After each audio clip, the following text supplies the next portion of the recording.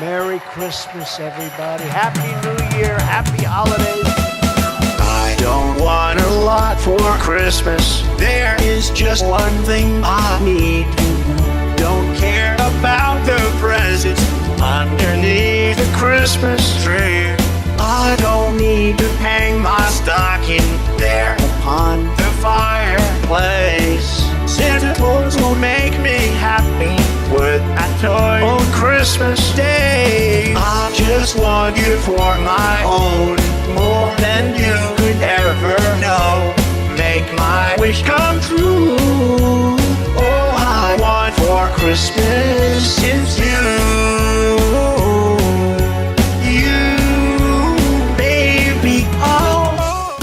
Alright, you want to start? Oh, well, fuck, I just hit the button as soon as you said that. It's time to begin. Hello, everybody. I'm Black Lives Matter 666, and this is Edward Norton. How you doing? I was in Fight Club. So there's this bullshit going on in the Capitol. Life of Boris. We're gonna talk about Life of Boris. Are this we? whole podcast is gonna be how I discovered the best YouTube channel ever, and Life now. of Boris? Do you watch Life is Boris? No, I should though. But I thought we were gonna say about how the Capitol's falling apart right now and how Hollywood is full of rape. But I guess we're gonna talk about Life is Boris. Nope. This is important. I'm sending you this video. You're gonna put this video in the podcast. I already have the intro. I already have the intro being that. That video of Trump singing "All I Want for You" for. Ooh, Little Karibo updated. Look, watch this video. Oh my god, dude. Many people they ask me, Boris, show me the way of this love, teach me to squat like you do, and of course, I'm happy to help. But consider this, my friends, this love squat is not just about squatting down, no, it is about technique, about showing your love levels, and most of all, being comfortable wherever you are, if it is on boat, at home playing CSGO, or just hanging out with your gopnik friends. It is always good time for squat. This is the greatest man. I need to mute this, but yeah, this is the greatest man. Everything about this fucking video fills me with so much joy. Like, I've watched every video on this guy's channel, and throughout every single one, just fucking laughing my ass off. It's so good. I love how, like, more and more Europeans are making crazy shit. Like, I think this guy is... What? I think this guy is actually in a Slavic country because all of his shit in his videos, like, got Russian branding on it and stuff. It's not like you can be a Slav and be in America. I don't know, that just feels weird. Like, I am this country, but I'm in another country. It's like, oh, okay. It's the Western Spy. Yeah, basically, him and Secret Asian Man. But fucking, my favorite, weird European YouTuber at the moment is the Killian Experience. I have no idea who that is. Fucking, so it's literally like, you know how, like, every other, quote-unquote game reviewer is like, alright guys, my name is Doobie-Doobie-Doo, and here's my funnily edited thing review of this, kind of like a Drontron, like, Pro Jared-esque edit. This guy makes fucking fun of that shit, and it is so goddamn funny. What's he do? Or, like, it's literally just a parody of, like, all sorts of, like game reviews? Yeah, like, it's literally just a parody of a game reviews. Like, my favorite of his is... Oh my god, he did Mass Effect. That Mass Effect video I sent you? Yeah? Is him. And he makes basically a mock... Like, instead of just a normal game review of Mass Effect, he is mocking not only Mass Effect, but the genre of game reviews at the exact same time. Makes me laugh so fucking hard. I'm gonna play a clip from it. It's great. Send me the video again. I'll scroll up. Yeah, he calls it a garbage review, I think. Okay, hold on. A garbage review of Mass Effect. Now that the beacon has fixed the vision, Liara can watch it. She deciphers that he must be singing about Ilos, a lost Prothean colony, We have to go there, but first maybe tell the council about the giant robots coming to kill them. But council don't like what they are hearing, so they adopt a brand new policy called La La La Can't Hear You, and they ground us. But then Anderson punches this guy in the face and the council is like, oh yeah, we've always wanted to do that, you can leave now. His video, like, he exaggerates shit. Oh my god, the Dark Souls one is pretty great too, but in the Silent Hill 2 one, he exaggerates Pyramid Head as like a pyramid scheme salesman. It's fucking great. That is ridiculousness.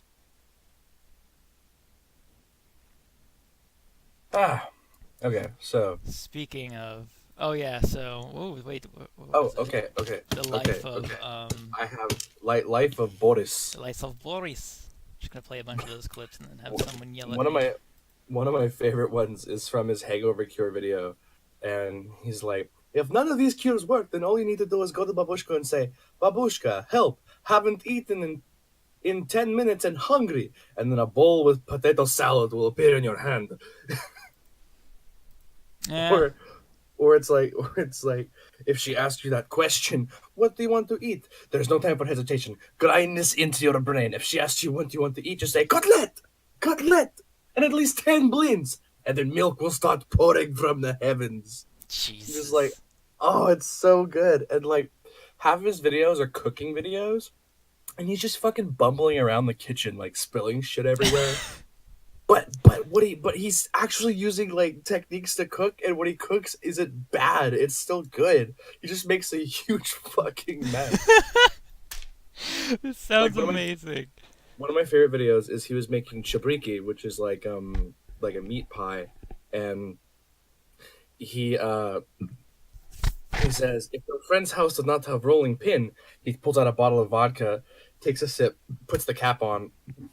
Then you improvise with your special Slav skills, and he grabs some flour and tosses it on the vodka and starts using it as a rolling pin. That's fucking amazing. It sounds like something It's my so roommate would good. do. It's good stuff. I have been watching his videos constantly for the past like fucking week and a half. Oh my god. And it's weird because I don't know what happened. The channel opened randomly on my browser. Like, I was sitting there on the phone, and suddenly this loud music starts playing, and I run my computer, and I turn off the speakers, and I open up Google, and this channel called Life of Boris has Life just of opened Boris on my has found his way into your home. and where it belongs. Yeah, it ain't I going do- anywhere. I do have some video games to talk about, though. I've been playing a lot of stupid shit. I've also been working, but oh my god, dude. Marysville. Oh god, my music fell off. What? I live in bumfuck. I mean, this is gonna be irrelevant because by the time this goes up, I'm either gonna have moved or been like in the process of moving. So who cares? But Yeah. I currently live in Port Huron, Michigan, and when people look at the map, for some reason the map, at least to most people, they think I'm like right by Detroit, and it's not even fucking close. Like my dad's been scared shitless ever since I've moved here because he thinks one day I'm just gonna accidentally end up in Detroit and get shot. And it's like, Dad, no, you can't accidentally go there. It's impossible. That's like saying Detroit? Yeah, that's like saying you're in Florida and you'll accidentally end up in Russia. It's not gonna happen. Like, holy shit, Dad, calm down. You'll accidentally... Wait, but what if you're living in California and you accidentally end up in Yugoslavia? Yeah, that's basically it, too. It's like, Dad, I have to go through like 9 different towns to even get near Detroit. Like, you go on a walk to the store, oh, I'm in Detroit now. Oh, look, I'm getting shot at. And fucking Detroit, like, it's actually as fucked up, and equally not as fucked up as people think. It's not the entire city's busted, it's just particular parts are. Like, the part we drove through, there was an actual fucking building that had a bullet hole in it and an explosion in one side. And I'm like, is anybody gonna fix that? And Dave goes, what do you mean? I said, well, isn't the city gonna fix that? And he goes, with what money? What city? What fix? There's a currently like the buzz around here right now is there's a openly Muslim dude running for mayor of Detroit, and his whole thing is, it doesn't matter that I'm a Muslim, it matters I'm gonna be a good mayor. And I'm like, yeah, if I could vote here, I would vote for you, sir. If I could vote. I am not registered to vote in any sort of regard. I haven't lived here long enough to meet the qualifications. I probably fucked up my voting rights for Texas too, so that's awesome. How did you fuck up your voting rights for Texas? Well, you have to live in a certain place. Well, the place you're living, you have to live in there. You have to live there for X amount of time before you can vote and all that jazz. You can't just like, it's sort of like it's like an anti-voting fraud sort of thing. So you couldn't like vote and then move to another state and then vote. There's like a waning period. Did you register to vote before you left? In Michigan? How the fuck would I even do that? No, for Texas, you dipshit. No, I didn't. Oh no, I'm registered to vote in Texas. I guess I didn't. I was gonna vote I was gonna go vote for what's his name? The libertarian dude.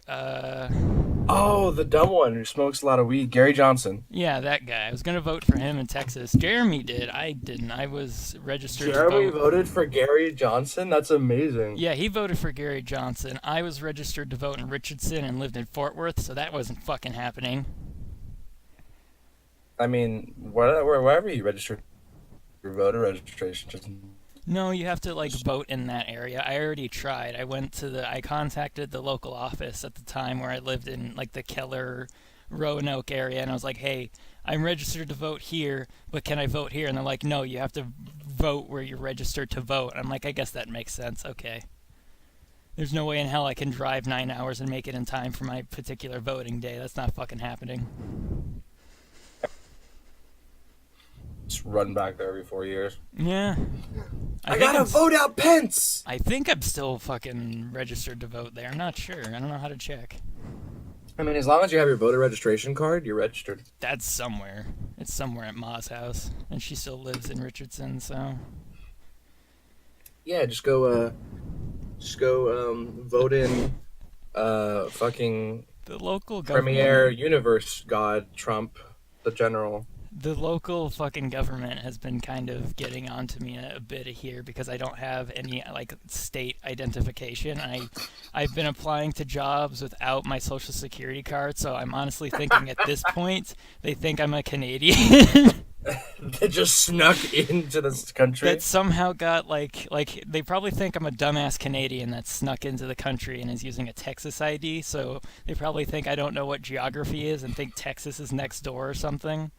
Or no, they think you're like an Eastern spy, and you're like, hello. Is the Washington, D.C. nearby? Isn't it great that the Texas is next door, yeah? This is the Texas, Michigan, right? This is the Texas, Michigan that fought for the Union in the Civil War of 1942, right? Here is my identification papers. I mean my ID card for free liberty of American values and home. Basically, yeah. I don't like all my literal birth certificate and social security card are back down south. So every place that I've applied to, they've been like, oh boy. Your mom just like shoot you a texted picture of them or something? Yeah, well, no, I literally give them an ID that's not from the state, and I don't give them the originals. So it's pretty. And seeing how this is like a border fucking town, obviously they're gonna be like, all right, something's up here. I didn't think about that till it was too late. So definitely Canadian. There are the government agents are coming to your door right now. Yeah, ICE is gonna kick my fucking door in and throw me across the border. Like literally just grab you by the scruff of the neck and toss you across the lake. Yeah. Trump is gonna be leading the charge. He's gonna roll in on a tank like the fucking LA riots. He's gonna lock down Port Huron and start rounding up Canadians, and then he's gonna shoot us. She's gonna shoot all the Canadians and me across the fucking river. I just imagined a Jabba the Hutt-esque Donald Trump, like just his like shitty like fatty skin just stuffed into a tank with his little head popping out. Uka Juka Ula Solo.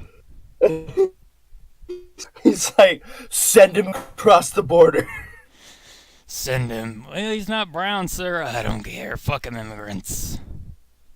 Pence is walking around shocking people with like a little what are those? What's the fucking Cattle thing? prod. No, what's the little thing called? The thing that like you shock someone and it gets their heart started.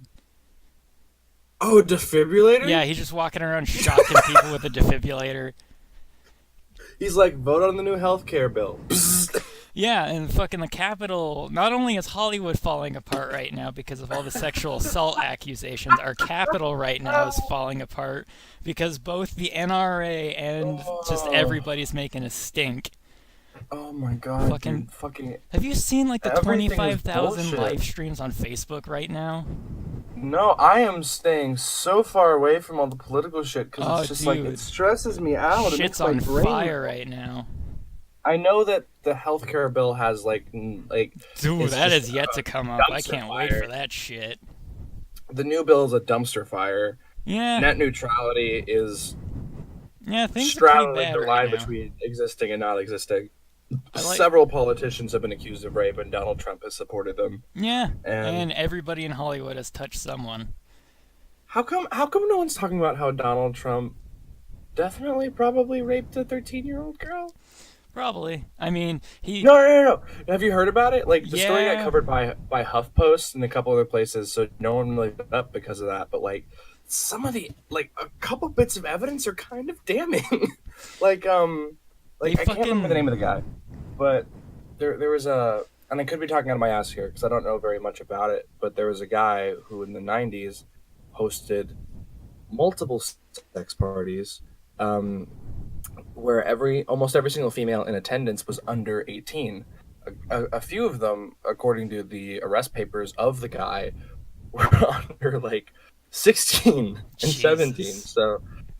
So Donald Trump, after this man was arrested and put in jail for several statutory rape Charges, yeah.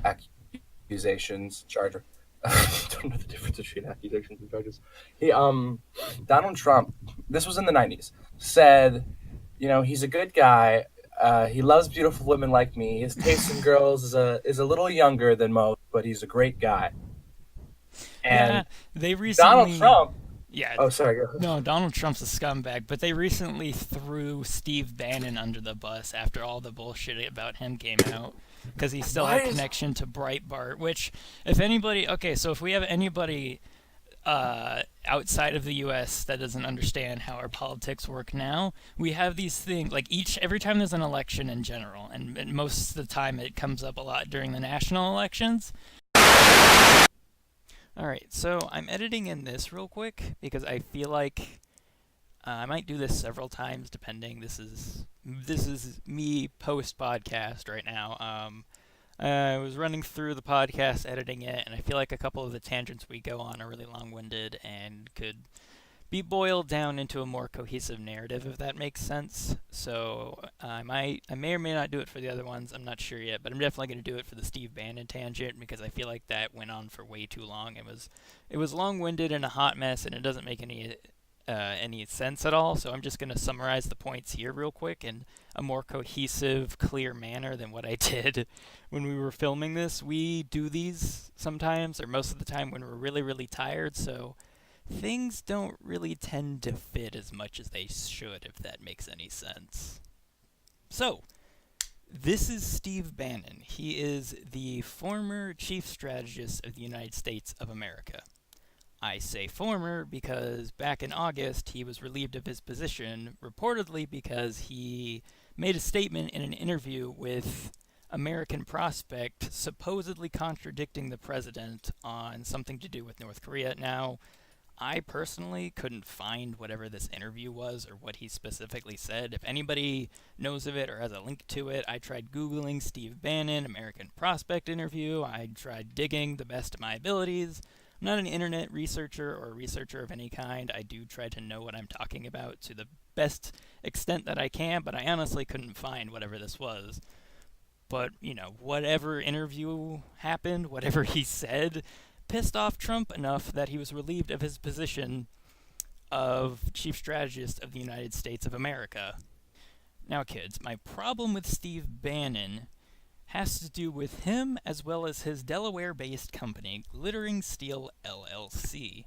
If you Google Glittering Steel LLC, the first thing you will see is not an about page of whatever his company does. It's a legal complaint filed by the Campaign Legal Center, a political watchdog group.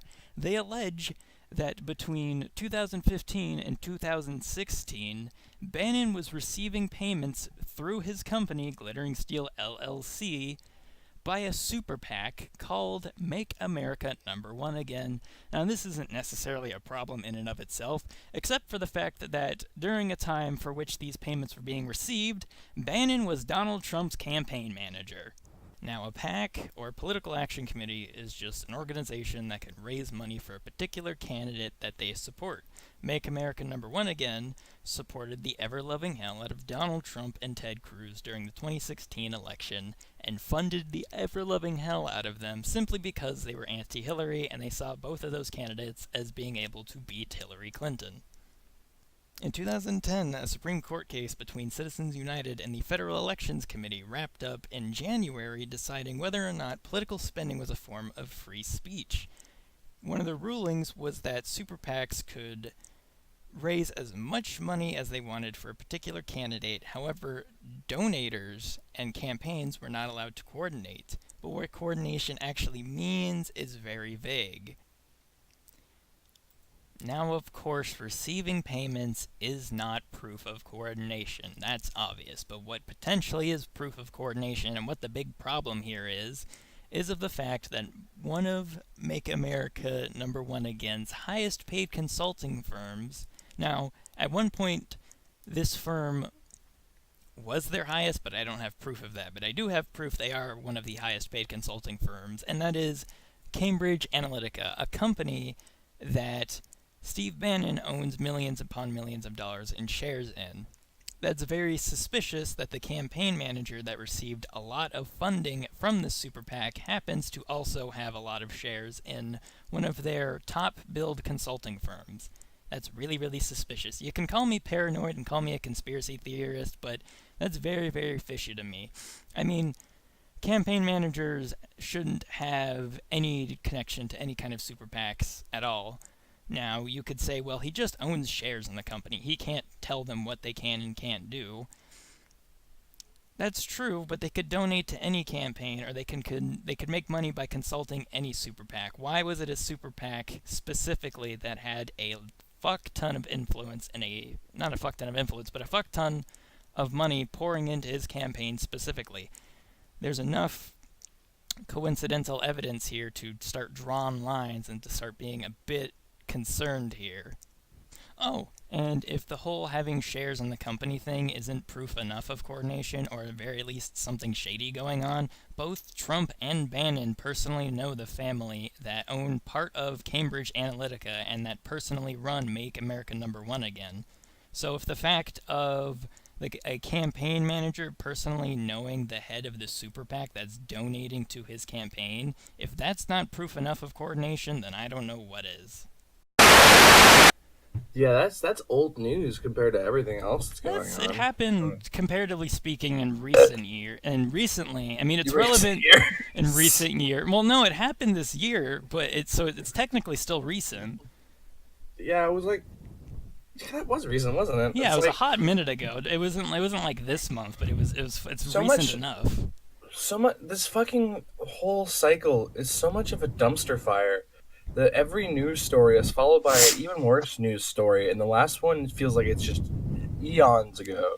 Yeah, everything's bad. The fucking NRA are arguing over stricter gun laws in the Capitol. The taxes are kind of getting a bit fucky. Some of the crazy stuff recently for me is the Roy Moore stuff. Oh boy, because he's a fucking super crazy guy. Yeah, and everyone's like, no, he's cool. And then, like everyone's supporting him, not because they believe in what he's saying or doing, but because he's a Republican. Like, boy. so many people don't know what he stands for, just that he's Republican, and they must support him. They must because support they the cannot support a Republicano. Democrat. Like, I was just Oh, wait, talking is about this this the in the last fucking- one. Is this the I'd rather support, like, is this the guy that went, I've seen this Yeah. meme all over Facebook where they're like, Yeah. I'd rather support a pedophile than a Democrat. Is this the said pedophile?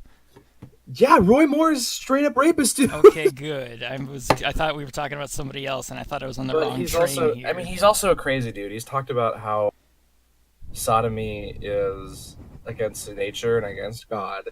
He, I mean, to be waves- fair, he like- literally waves his gun around a lot. Yeah, to- so does Ted Nugent, so Oh, he's also a rapist. everybody's sticking it in places today. All right. I feel like everyone's always been a rapist, but only now are people talking about it because now everyone's Honestly, I like, think wait, this like is a good bad. portion of the accusations have to be faulty because it's like when it comes, like a lot of them are probably true. Don't get me wrong, but a lot of them are faulty Yeah. because it seems with like every national thing that goes on, there's a slew of people who use it to their advantage to be dicks. Some people, for sure, and I think those people are actual fucking human scum. But at the Speaking same of time, human scum, did you hear what that fucking what's his name? Well, you remember Swimmer Boy who went to Stanford that raped the unconscious girl? So he's trying to repeal his case and get a retrial. He's trying to appeal his case and get a retrial because, okay, so he only got like he how only long got did he get in 6 prison? months and only Why served would you- 3. How he is he wants being a- allowed to repeal that? He hasn't been allowed or not allowed yet. They're just his lawyers have filed the paperwork for a retrial because they are saying it's a gross injustice. And I'm like, dude, you only got 6 months and a minimal secure That's penitentiary. A You only gross served 3, injustice. and you have to be registered as a sex offender until you fucking die. And that's it. And that's like a slap on the wrist. And you want to fucking... you realize with a retrial, they can make it worse, right?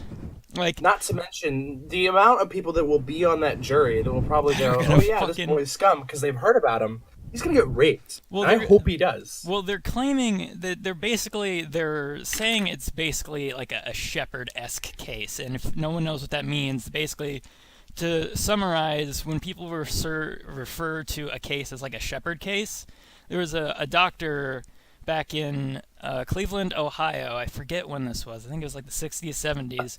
Basically, this doctor was accused of murdering the shit out of his wife, and the Ooh. trial was a huge farce. Now, no one actually knows if he did it or not. I honestly don't know at this point, but basically the media got involved. The media went from... It was the media was basically the driving force what got him convicted. His name was not Alex Sheppard. It was not that fucking douchebag. Commander Sheppard. No, it's something Sheppard. He was I believe he was a dentist. Shit. Yeah, this dude basically they didn't even have a trial in a courtroom. I believe they had the trial in the fucking gym or something like that. It was fucking bullshit. Basically everybody deemed him guilty before the trial, and the jury was influenced by the media saying he's guilty, he's guilty, Sam he's guilty. Yeah, the Sam Sheppard case. Basically And he was the a media- neurosurgeon, not a dentist. Yeah, they basically were like, he's guilty, he's guilty, he's guilty. And the jury, before heading into the trial, before the trial even started, assumed him to be guilty and found him guilty. They're saying that was the case with this guy. And I'm like, no, he literally raped a girl. What do you mean? Yeah. All the proof is straight up in front of you. Yeah, like we can't figure out if Sam Sheppard did it or not, but we fucking know that this guy raped an unconscious girl. The media had no, like, even if the media did influence, they were kind of correct. Granted, I'm not comfortable with the media influencing trials at all, but they were correct in demonizing this man, and they didn't do it before the trial, they did it after the trial. There's a difference. Sam Sheppard was guilty before his trial, not after. He was found damn, guilty yeah. by the world, and then the jury was like, alright, cool. The problem with this guy is that he definitely, the main guy here who's going for a retrial, he definitely should have gotten more time. Yeah. But Like, Now- dude, if I were him, I would not file for a retrial. I would be like, look, I just did something horrible and got off scot-free. I'm not gonna press my fucking luck. Yeah. It's just like, I'm kind of hyped that he's going again, because I know... Yeah, like, people chance- people think retrial chance, means I guys. can... Yeah, they think retrial means it can only get better. It's like, no, it could get worse. There have been retrials that had worse consequences for the defendant. But what fucks with me is the fucking straight up audacity of this fucking asshole and his lawyers and like his daddy and shit to go like, well, no, son, you're just a boy. You shouldn't have to deal with this the rest of your life or deal with the consequences of what you've done because you're innocent. Situation. It's like, no, he raped a motherfucker, actively knew what he was doing was disgusting and wrong, got off practically scot-free, I would say, and now they want to fucking... They want to like, appeal the sex offender undo part. that? They don't want him to be labeled a sex offender. That's bullshit, because you're a sex offender! Like, yeah, you raped someone. It's a sexually based crime. What do you want? What do you want us to call you, the tickle monster? Like, holy shit, I don't kid. know what... Like... This man was Oh my God. You touched an unconscious girl and ruined your life. You ruined your life. No one else. Not the girl who was unconscious. Her vagina didn't like fly at you. It's your fault. Her fucking vagina didn't detach and eat your penis. You did this. You. In the court case, it should have been, her pussy forced herself onto me. Yeah, her I fucking think legs. she should be a sex offender. Yeah, her legs got up and chased me all around the parking lot. It was brutal. Her labia majora turned into Mr. Fantastic and chased me. I couldn't help what was happening. I couldn't help it. My pants just kind of fell off and I tripped. You know, that was actually a guy I saw like last year. There's another court case going on. Not related to this. This guy's fucking defense was I tripped into her vagina. I'm not even kidding. Wait, are you serious? Yeah, this one dude was like, I don't remember, I think it was a court case. It was something, it was either like a court case or some sort of case, or maybe it was a civil case, but basically this guy's defense for sleeping with this one girl was, I tripped and fell into her vagina. Oh. Yeah. Oh. Jesus Christ. I don't remember if it was criminal or civil, but someone was Well, you guilty. can't help it. If it's first-rate pussy, you gotta get in there. As our president once. Did he? Oh, I'm not surprised. Yeah, here, let me send you an article. I'm not surprised. This is just a headline from the newsine. Reporter says Trump once bragged, "There's nothing in the world like first-rate pussy." That's fucking magical. Good God damn it, Trump, you are just awful. Oh, let me read some of this to you. President Trump has always insisted that 16-plus women who accused him of sexual misconduct are all lying, and in recent days, we've learned... What? Oh, well, your fucking thing. Hang on, hold your phone. Apologize. What? All of that was missed. Oh, am I cutting it out? Yeah, try it again. Okay, President Trump always insisted that the 16-plus women who've accused him of rape are lying, and in recent days, he started denying that he ever bragged that when you're famous, you can just start kissing beautiful women or even grab them by the pussy. Wait a minute, I watched that clip. Hold the phone. Though the comment is on tape, and he previously admitted it was him and apologized. Yeah. Oh, this is horrible. This guy is scum. This guy forgot he's not on Jersey Shore anymore. I know he wasn't actually on Jersey Shore, but I'm referring to... I'm just going to blanket statement and say basically his realm of Hollywood was basically Jersey Shore. God damn it. And you know how there was always that dumb audience for Jersey Shore? That's what fucking r/pol is. Yeah. They're just the Jersey Shore audience. I still to this day can't fucking I can't wrap it around in my head that poll is serious. I feel like I don't. Some of them are being ironic. Yeah, some of them are being ironic. Like there's this dude I like back when I played music in Vegan Shark. There was this dude who worked in the studio a lot named I'm not gonna say his real name, but he's in this band. Carl that Nash is in McFarkus now. is his Carl, name.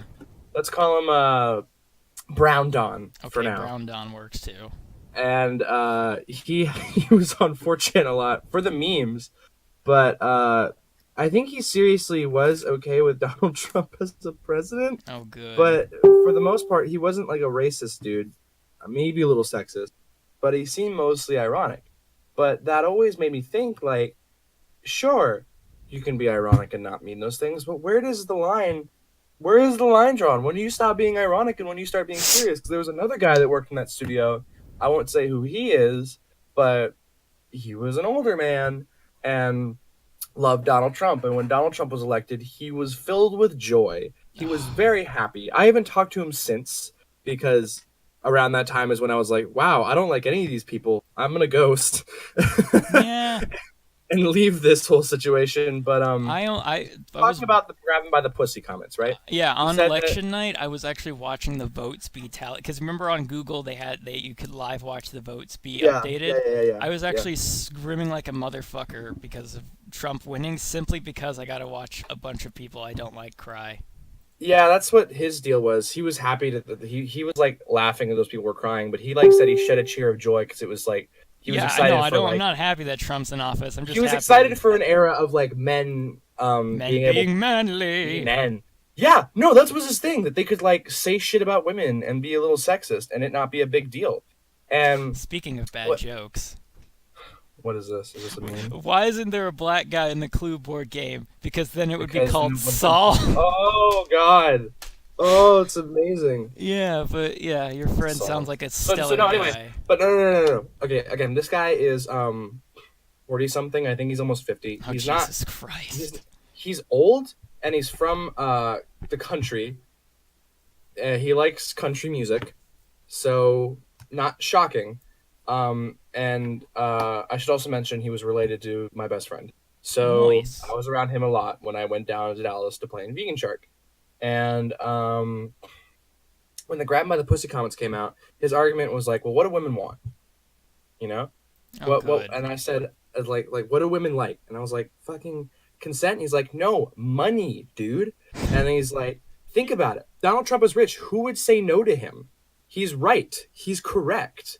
If someone who was super rich started making an advance on you, you would let him, right? And I was like, no. And he's like, don't lie, dude.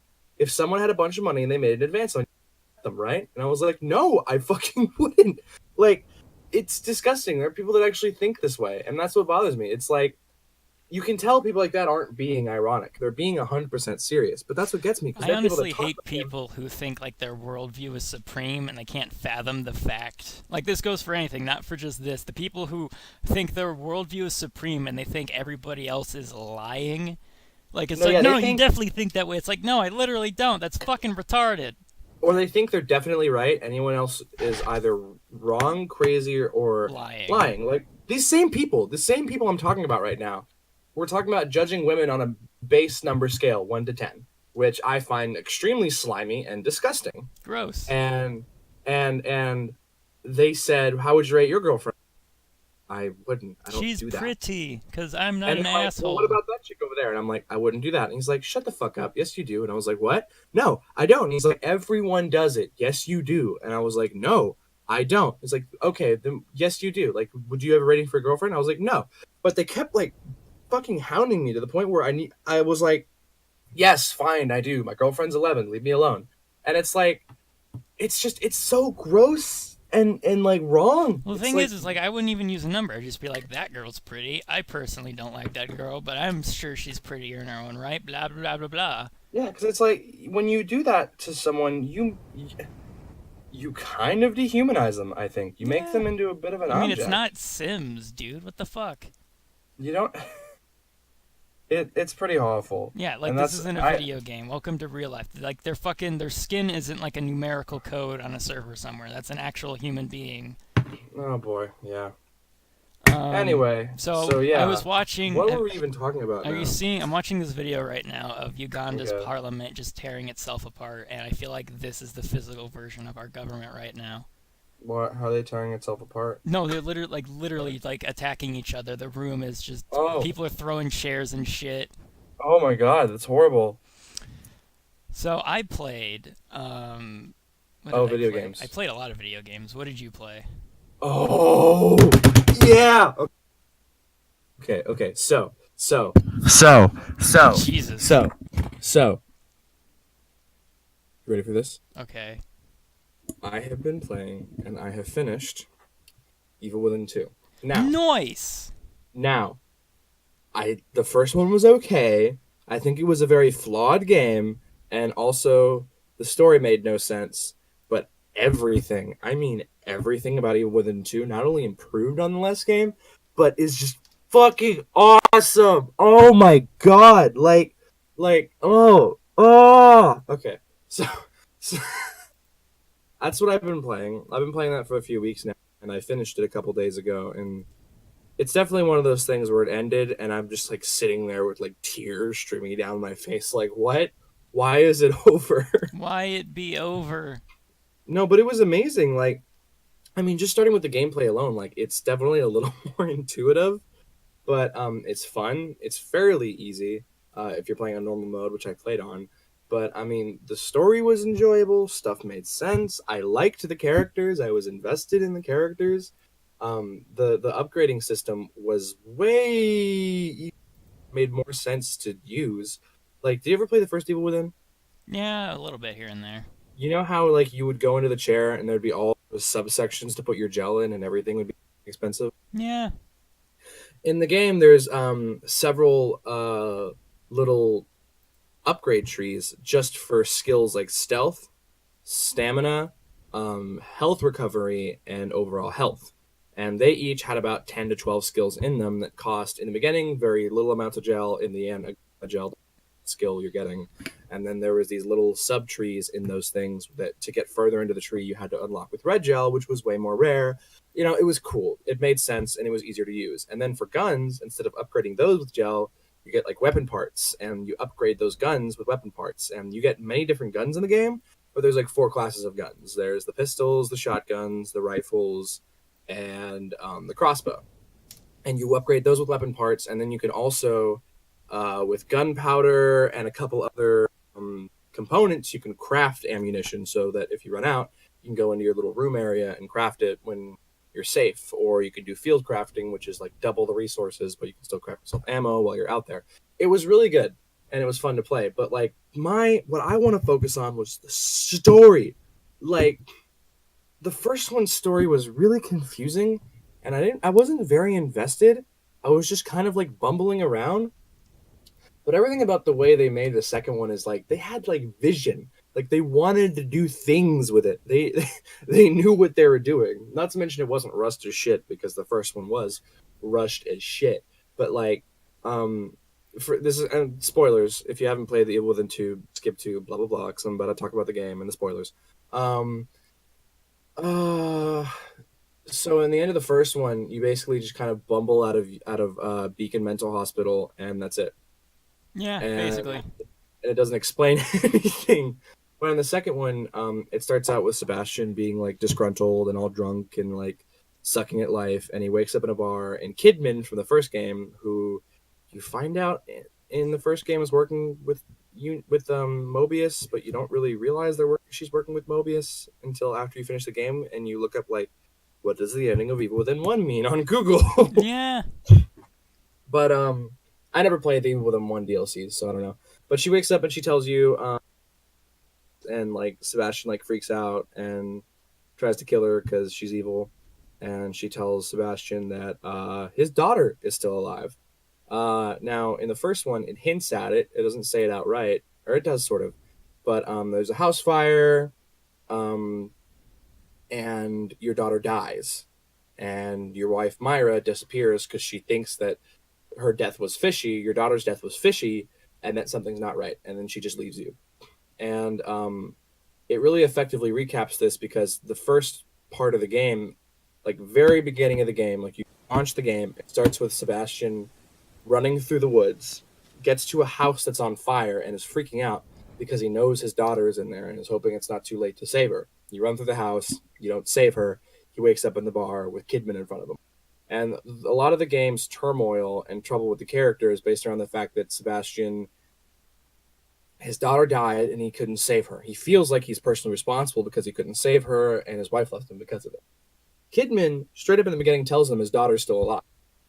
And that Mobius, by the way, Mobius is the secret corporation that kidnapped everyone in the first game and put them into STEM, which is that little mind thing for them to fight through Ruvik's head. Mobius has his daughter. So, you go with her, you get put into STEM again to save your daughter, because your daughter is the core, basically meaning, like, you know how in the first game everything took place in Ruvik's mind, everyone's minds were inside of Ruvik's mind. Well, in the second game, it's all in Lily's mind. Lily is who is Sebastian's daughter. So basically the whole game is based around you're in her mind now. Inside her head is this fake city called Union, which is basically like a fucking American dream everyday village. But surprise, surprise, it's been taken over by monsters, and you have to fight through it to find Lily. A bunch of other story stuff happens that it's going to take me a while to get into, but everything that does happen is so effective because it's not like other games where it's like, care about this, you need to care about that. It doesn't matter if you do or don't care about that. What matters is Sebastian, the character, cares about that. That's who you're playing, so you're following his motivations because you're following him. And it's really heavy. And there's a lot of other cool stuff, like the monster designs were rad, and the aesthetic was cool, the graphics were great, I enjoyed playing it. I finished the story, not only with a sense of accomplishment, but I was very sad. Like, it was a fairly happy ending, but pretty sad, because I didn't want it to end, I guess. And in the end, like, you kind of figure what happened and what went on and how everyone evolved. Because in the end, basically, you find out that your wife Myra is. Wait, do you mind if I spoil this for you? Yeah, go for it. In the end, you find out that Kidman plans to take down Mobius and isn't actually working with Mobius. And the plan was Myra found Mobius. Kidman hired Myra to work for Mobius. The plan was Myra was going to go into STEM, save Lily, extract Lily, and become the core herself. Tear Union apart, and then when Union is just about to fall apart, she was going to release a signal through STEM that will kill everyone who is a member of Mobius, because everyone who's a member of Mobius has a chip in their brain to prevent STEM from automatically reaching out to them, because STEM, just kind of like in the first game, can reach out to you even if you're not... Prayer helmet. The kid's face... Yeah, we'll get to him in a sec, but finish the ending. STEM can wirelessly hook up to anyone's brains, which was the plan. The plan for Mobius was they were going to hook up the whole world to STEM, but every Mobius agent has a chip in their brains to prevent that. Well, once Myra, Sebastian's wife, becomes the core, she would set on a signal that would basically blow up the chips and kill every member of Mobius, essentially taking out all of Mobius. But you're not told that really until the end. And you also, and like a couple of the villains that STEM were involved with the plan and shit went AWOL, Fubar, I don't know, there's words. Shit went fucking nuts. Basically, and like it did. Like, you play the game and you get to the ending and you're like, wow, everything fucked up. Nothing worked. And the game ends with you saving Lily, Kidman extracting you and Lily, and Myra killing all of Mobius. And the ending is you shake hands with Kidman, you get in the car with Lily and drive away, and so does Kidman. And then that's it. Well, and that's kind of disappointing, but alright. What? It's amazing, because, like, happy for me, endings for all. I think it's fucking well-deserved, especially because game, like, well, Sebastian's generally has so much how Sebastian shit. got, like, fucked. Yeah, I guess he deserves a happy He ending. He deserves to win. He deserves a win. Like, god damn it. He needs one. It's not, I don't think it's 100% a happy ending, because they, like, hit the sequel, because the final shot is the STEM network and all the pods, and there's a bunch of cobwebs and dust everywhere, and then it pans over to the next get screen. worse. Wait. Most important question. Were there more battle Roombas? No, there weren't any battle Roomba, thank God. I was so happy. Battle Roomba. We need to get a battle Roomba. It's for the fucking office. Get a battle Roomba. Like, once we get an office, we'll get a battle Roomba. We need to get an office in downtown Dallas. and just fill up the battle room so that no. And fucking just Death City. But yeah, I'm glad fucking Evil Within 2 ended okay. And I mean, it was a like fucking great game overall. Depressing. It could have had a more depressing ending, which I was expecting that, honestly. Honestly, a lot of horror games wasn't, like to be edgy and have like, oh, this ending, it's not the typical happy ending. It's like, but there's nothing wrong with a happy ending. Sure, it's generic, but at least it works.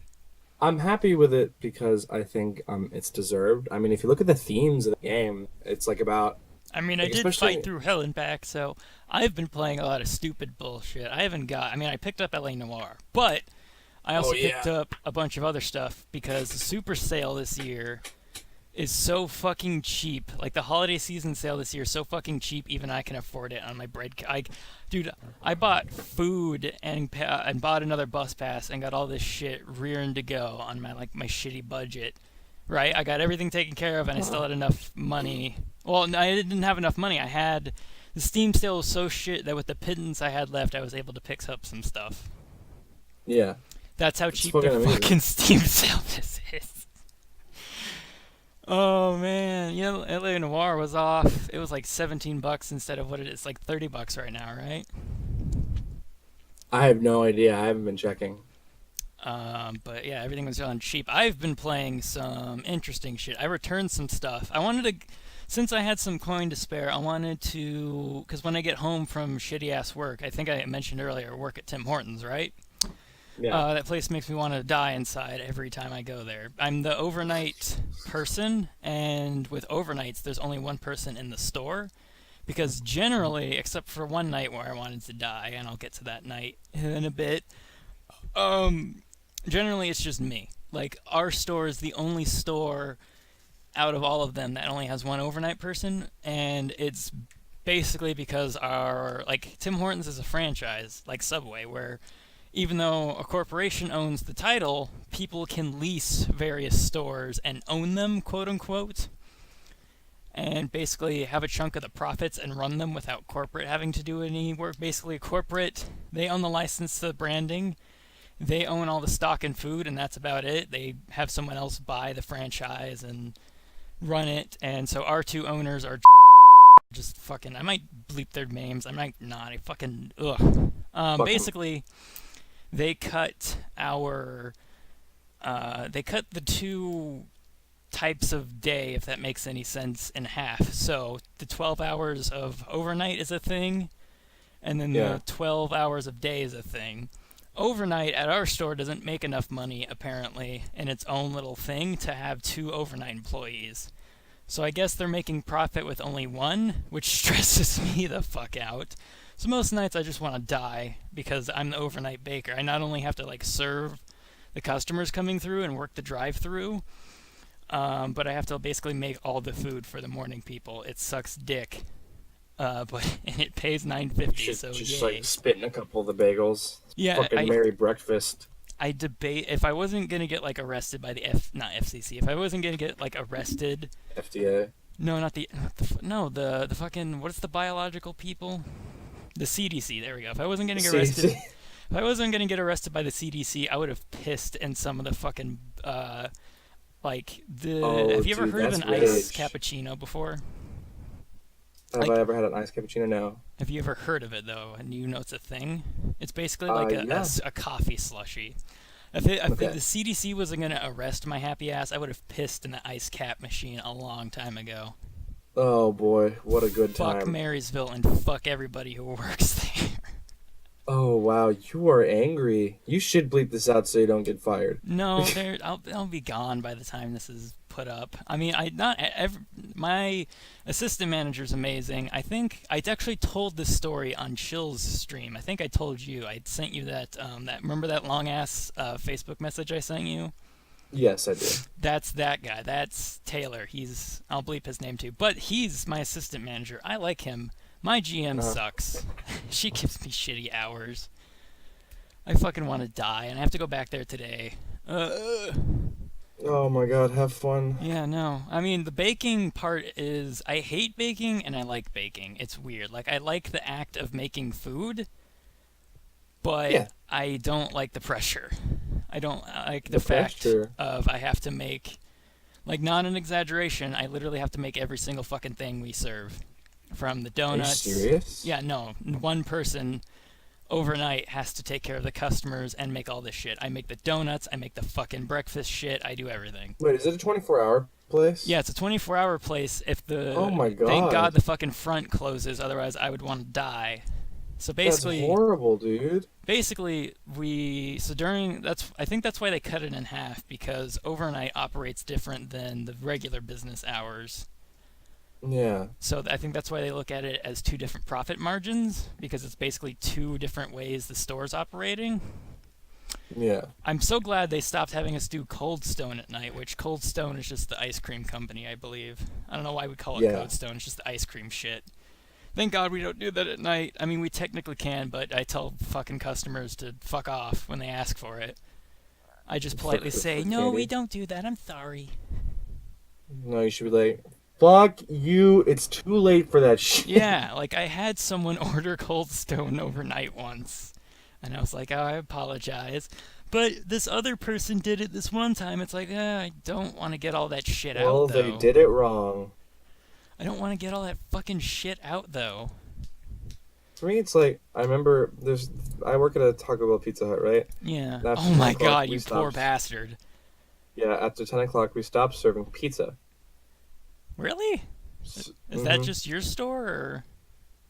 Or 11 o'clock, sorry. Well, no, my mom and I, back when I was younger, used to get shit in the middle of the night, so I don't know if that's all stores, or if they changed it, I don't know. That's just ours. That's what our okay, it was like, did they change that? It's kind of neat. That's what our menu says, but, it's like, at 11 o'clock, we'll stop serving pizza. It's like, are you guys still serving pizza? And we're like, no, sorry. Is there anything else I can get you today? And I've had several customers go, okay, so you don't have what I want for me ready. And I said, no, the oven's off. We don't have any pizza at this time. We stopped serving pizza at 11. And they're like, so you don't have what I want.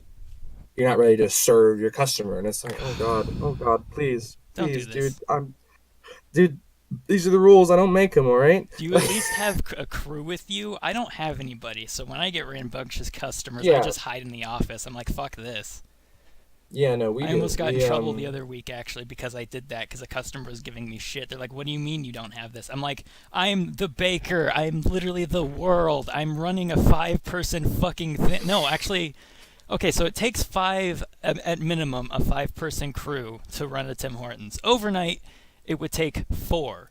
You got a person on drive-thru, you got a person baking, you got a person on bar, which is our sandwich making station, and then you got a person running in between doing all the extra shit. Yeah. There's one of me. So, and there's a prime time. Here's a tip for anybody who wants to fucking not be a shit. Not only for you not to be a shit to the overnight people, but if you want your fucking donuts, go if you want to get your shit in the middle of the night for some retarded reason, go at 4 o'clock. That's all I'm saying. At least how I do it, when people come before 4 o'clock, I pray to, like, Buddha or whoever. I literally just, I'm not even kidding, I'm an atheist, but I literally pray that this person is not a shit, because I hate when people show up before 4, because I have nothing ready, because I start baking when I get there, and I'm still making shit, and stuff is still cooling down, it needs a bit to be ready. I start with the donuts, and then I move on to just all the other shit. I make these things called Tim Bits. They're basically donut holes, but they call them Tim Bits because Tim Horton, I don't know, it's weird. That's retarded. Yeah, they call them Tim Bits, but it's like it's just a donut hole. Fuck off. So I have to do the donut holes, basically. We sell Tim Bits, not donut holes. They're the same thing. I don't know why they call them Tim Bits because of Tim Horton. And I'm like, does anyone ever just like ask for donut holes and you have to go, no, we only have Tim Bits? Yeah, people have asked for donut holes, and actually I had a coworker not know what the fuck they were talking about. And I'm like, have you only worked for Tim Hortons? They've only ever eaten Tim Hortons all their life. Yeah, that's fucking, if people didn't know we were American, they would probably think I'm Canadian, because Tim Hortons is a Canadian chain, but I live in the north, so. I mean, yeah, it makes sense. It's never actually like by country. It's always regional. Like the closest place always puts in there like chains, you know. Yeah, fucking just want to die. I hate this place. I wish I would have But it don't you overnight, love buddy. the Timbits? Donut holes aren't even that hard. Like, none of this is hard to make. It's just time consuming. Like, I hate love baking. I love it because it's fun, but I hate it because, as I said, I literally make everything. But don't you love the Timbits? Yeah, well, not kind of. We have this one that I think we're ripping people off with called Latte Timbit. What? It's supposed to be, according to the name of it, it's supposed to be a donut hole that tastes like a latte. It tastes like nothing. I'm not even kidding. It doesn't even taste like donut. All you can taste is the glaze, and that's it. And I'm like, we're ripping people off. The fucking That's plain, horrible. The plain donut holes have more taste than this. Well then, they're not sold for extra, are they? No, everything is the same price. Like, sometimes customers get iffy with me because I'll ring them up for just a different donut than the one they ask for, and I'm like, number one, this is faster for me because of speed of service, and number two, they're all the same fucking price. It's like, no, I actually wanted that one. Well, it's the same price. Don't worry about it. Well, no, I want my receipt to say that one. But no, it's the same price. But I want to know that. Non-flashbacks because I had this conversation not even a few days ago. You just hear the helicopter blades whirring in the background. Fucking, I've had more stupids at Tim Hortons than Walmart, and that's saying something. Oh, dude, you'll be shocked how many dumb people come into Taco. Well, no, you wouldn't actually, because Taco Bell's stupid. Yeah, like my anxiety. I gotta get another job. That this fucking place is gonna give me a heart attack because I'm literally by myself. Like, did I tell you the story of how I got trained on bar and how I wanted to die? You did not tell me that story. Please go ahead. So, my manager, we'll call her, you know what, just as an inside joke between my roommates, we'll call her the girl next door because my roommate didn't know what that meant till recently. He thought the girl next door was just like a blonde joke when in reality it's a sex joke. Oh. Well, you didn't know that either? No. Okay, so the girl next door is just a reference saying basically like the girl next door, wink wink, nudge nudge, Cypadelio. It's just the girl next door that fucks you. That's it. There's nothing to it. It's basically, hey, the hot girl next door, ooh, that kind of thing. So, the girl next door, and then there's, I'll stop saying his real name. We'll just call him Cool Manager because of that. Cool guy! Yeah, he's awesome. So, Cool Manager wasn't there, but girl next door was. And at our store, everybody, it's like basically a revolving door store of sorts because girl next door is bad at scheduling. She gives people shitty hours, and she doesn't write our schedule correctly. In fact, I'm not sure if I have to be alone a night again or not because she wrote our schedule weird. Sometimes I get buddies. Rarely do I get buddies, which is awesome. You should just ask coworkers if they're willing to come stay with you through the night. They can't do that. Like, they can't just hang out in the store overnight because either, like, if they're not there to work, then George and Ely get pissed. We're not allowed to actually have customers come in the store overnight, which I've also gotten shit about. They're like, can I come in and sit down? It's so cold out. You're in a car. Fuck off. You're in a car. Like, Turn the heat on. Literally, the only two shifts that are allowed to let people in the building that are it has to be staff, and you have to be in there for a business purpose. I can't literally let people in and have a party. It's no go. My roommate gets away with it sometimes in the mornings because of a technicality, because he was at that store previously, and he's technically Tim Hortons staff. He's a general manager of another Tim Hortons, so he can go over that rule and go in the store whenever the fuck he feels like it. But, like, I can't have my coworkers come in and hang out because they're technically customers. They can't clock in because that's overtime, and that's a no-no. Labor costs at our store are outrageous. And so Kaylee, or fucking girl next door, whatever, she wrote today that I'm scheduled for 10 to, what time is it now? Do I have to, no, I don't have to go to the bus. I have to wait a few hours. But, yeah, the bus is a whole other thing. But today is 10 to 6, I think. I don't fucking remember. But she wrote another person. Now, she wrote this person into mornings, but she wrote it as 11 to 5, which doesn't make any fucking sense. So either A, this person is working a jarred afternoon shift, which afternooners are never scheduled 11 to 5. Doesn't make any fucking sense. Afternooners normally stay from like 3 to 10 at night. No one ever would ever work that weird hour. So I'm thinking she fucked up and meant to put him as like 11 o'clock at night to 5 in the morning. But Yeah. it does. She wrote it in the morning section, and it doesn't make any sense. That's one of the reasons people quit, because they don't know when they're supposed to work. So generally, I'm just fucked. There are literally 3 midnight people because of this. I rotate Jesus with 2 Christ. other people. None of what happens makes any sense at your work. Yeah, our labor's too high, and even if we could afford it, we don't have any midnight people to do doubles. Labor tends to be sometimes super high, especially during training weeks for overnight, because we have 2 people where there should be 1. Overnight doesn't make enough money, and overnight doesn't make enough money because most of us midnighters get the customers to fuck off and not buy anything because we don't want to put in the extra effort because we're trying to get the goddamn food done. You are passionately angry about this. They expect us, like, it's a rock and a hard place scenario because they want more. They would put in extra midnighters if they had more sales overnight. But to get more sales overnight, we would basically have to neglect our duties and make sure to sell a bunch of shit to every rare person that comes through that goddamn drive-through. That's Jesus impossible. Christ. Why is it even open 24 hours then? Because profit. They're greedy bastards own our stores.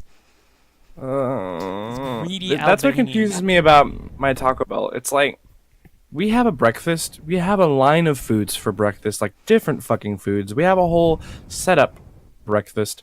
But at least at my store, during breakfast, we get like max 20 customers. I have never worked a busy breakfast. Oh man, how long is this podcast becoming? We still have to record other games. That's true, I guess. I don't know. I haven't been How long playing. are we at right now? We are at what are we at? We're at 1 hour and 5 minutes. Okay. That's not too bad, I guess. Like, Didn't you want to talk about video games? Yeah, I was gonna talk about what I played because you played Evil Within. I'll shut up about Tim Hortons and how I want to burn it to the ground. Yeah, no one gives a fuck about your job. Yeah, no one gives a fuck. Talk about no one video should. games. Everybody should boycott Tim Hortons. Get them out of the country. Fuck them. Or at least make them non-franchise. That would work too. Put But them back in anyways, Canada where they belong. Yeah, put them back in Canuckia. So I played. Huh? Well, before I went on my little shopping spree thing, I've been mostly at work, and then on Steam, I played a bit of. I bought PlayerUnknown's Battlegrounds a little bit ago. Meaning to play that. Wait, what? I've been meaning to play that. Oh, it's not as great as everybody says. Like, my computer's potato, so Seb knows this, and I think the channel knows this by now. But Everyone. I've been debating recording a video, but I don't know if my computer can hold it or handle it. And only the reason I would record it is just to show how potato it is. And so wow. I unlike normal antics in pub where you try to kill other players, my goal normally is just to survive without lagging out or without being killed, because my combat For me, skills... that's how it seems like. That's how you have to play PUBG. Just avoid everyone, survive, and as close as the circle gets, get ready to shoot people. Generally, yeah, but most people like to rack up their kills because you get there's an incentive to kill players instead of just surviving. I mean, What's that? some people find it fun, but you get more of these like little coin things. It's like the in-game currency. You can buy cosmetic loot boxes, and I swear Well, that's to God, stupid. if Pub fucking starts the Star Wars shit, I'm gonna throw a hiss. Oh, microtransactions. Well, no, not even microtransactions. Just loot. Like, I mean, I guess it's technically a microtransaction. I thought microtransaction was where you buy the currency, and then With real money? yeah, and you buy the currency. Yeah, that's what a microtransaction is. Well, no, I mean, I meant that instead of just buying the currency, you just buy the loot box. I thought that was something different. Microtransactions is if at any point in time a video game that you've already bought, you give more money in some way, shape, or form. Okay, Now, and I guess what Star Wars did, which what you were scared of, is you can either play 1 billion hours of the video game and then get like a couple cool loot boxes, just spend all your money and become the most powerful player in the game and play as Darth Vader. Well, thank God pub doesn't do that. Like, the way the game works, that would be literally impossible unless you could literally buy weapons in-game. And at that point, it'd be fucking bad. But Yeah. no, the pub, like, the loot boxes literally don't work other than cosmetic purposes. You don't get like extra special guns or perks or whatever. Every player is equal. That's why I like pub kind of, because it's skill based. There's no way to be better than other players, period. The only way is luck and skill. You have to find the weapons and be good with them. The only Oh hey, what? have you seen much of the new Assassin? What, Assassin's the Creed fucking Origins? 500 Oh my one? god, I need to go save that void. I was in Chill's stream and we were making fun of it so hard. It looks so cool, but we started a Kermit the Frog cult because of it. Oh no. Yeah, no, apparently there's a lot of cool shit you can do in the deserts. Like, Yeah, I mean, I had just been hearing that it's actually a pretty good game. Chill met the burning bush, so... What? Yeah, no, you can go into the desert and weird shit happens. At one point he met the burning bush. Instead of Moses, What? it was the fucking dude from Assassin's Creed. That's amazing. Yeah, like you go into the desert and just weird shit happens. And eventually he found the almighty Assassin's Creed fuck off desync wall. And he was like, I don't know what this is. Because he had never, until Origins, he The had never... desynchronization wall. Yeah, they changed the color of it. It's no longer the weird blue matrix shit. It's like a dark What is gray giant fuck off wall. Oh, that's scary. Yeah, so he apparently, if I remember correctly, he had never played any of the other games besides this one. I think he played Black Flag. He played Black Flag for a little bit, and then he played this one. So That's retarded. He didn't understand what the wall was, and literally all of us were trying to explain to him that's not like a neat feature of the game. That's the game adding mesh to the invisible wall. And he's like, no, I bet there's a secret. I bet there's a way to get around it. It's like, chill, no. That's the fuck off wall. Turn around. You pass that, you die. No, Oh, hey. Like, Oh, does it not do that anymore if you can't pass it on? no, it's literally just an invisible wall with a mesh. That's it. Oh, in the original games, if you pass through it, you would desync and die. No, it just doesn't let you pass. But, like, you have to ride out really far to get to it. We were, again, like, during the stream, we were in the desert trying to find shit, and he literally kept riding into no man's land, and then it finally came up to it. It's amazing. So, but besides pub, I've played, how do you feel about weird puzzle games? That's it. No, I played a really cool game, or I've been playing a really cool game called Miss, what is it called? It's Miss Misfortune Takes or something? The Marvelous Mistake. It's literally this cool wizard-looking chick who robs museums, and you have to, like, it's hard to describe. It's basically a puzzle game. You have to get around all the guards and shit, and it's just like a fun little robby shit game. It's amazing. Yeah, and is it like top down or it's kind of it's fucking angle, if that makes sense. So it's kind of is it 2-bit or sorry, is it 8-bit or is it like 3D? 3D, but it's from like an angle, kind of like the old school Sims where it's at like an angle, so it's kind of top down. I see. Yeah. Okay. So it's pretty fucking great. I've been playing the shit out of that, and then I've been playing a game that you should pick up because you might like it. I'm not sure. It's called where is it? I was literally just playing it earlier. What the fuck? Envy the Dead. Envy the Dead. It's for 99 cents. I got it on sale for 49 cents.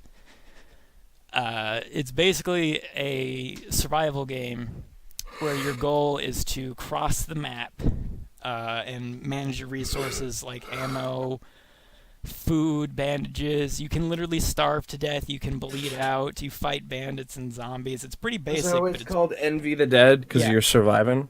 Yeah. Basically, it's great. There are bosses too. There are randomly generated bosses in the game. Weird. Yeah, it's fucking neat.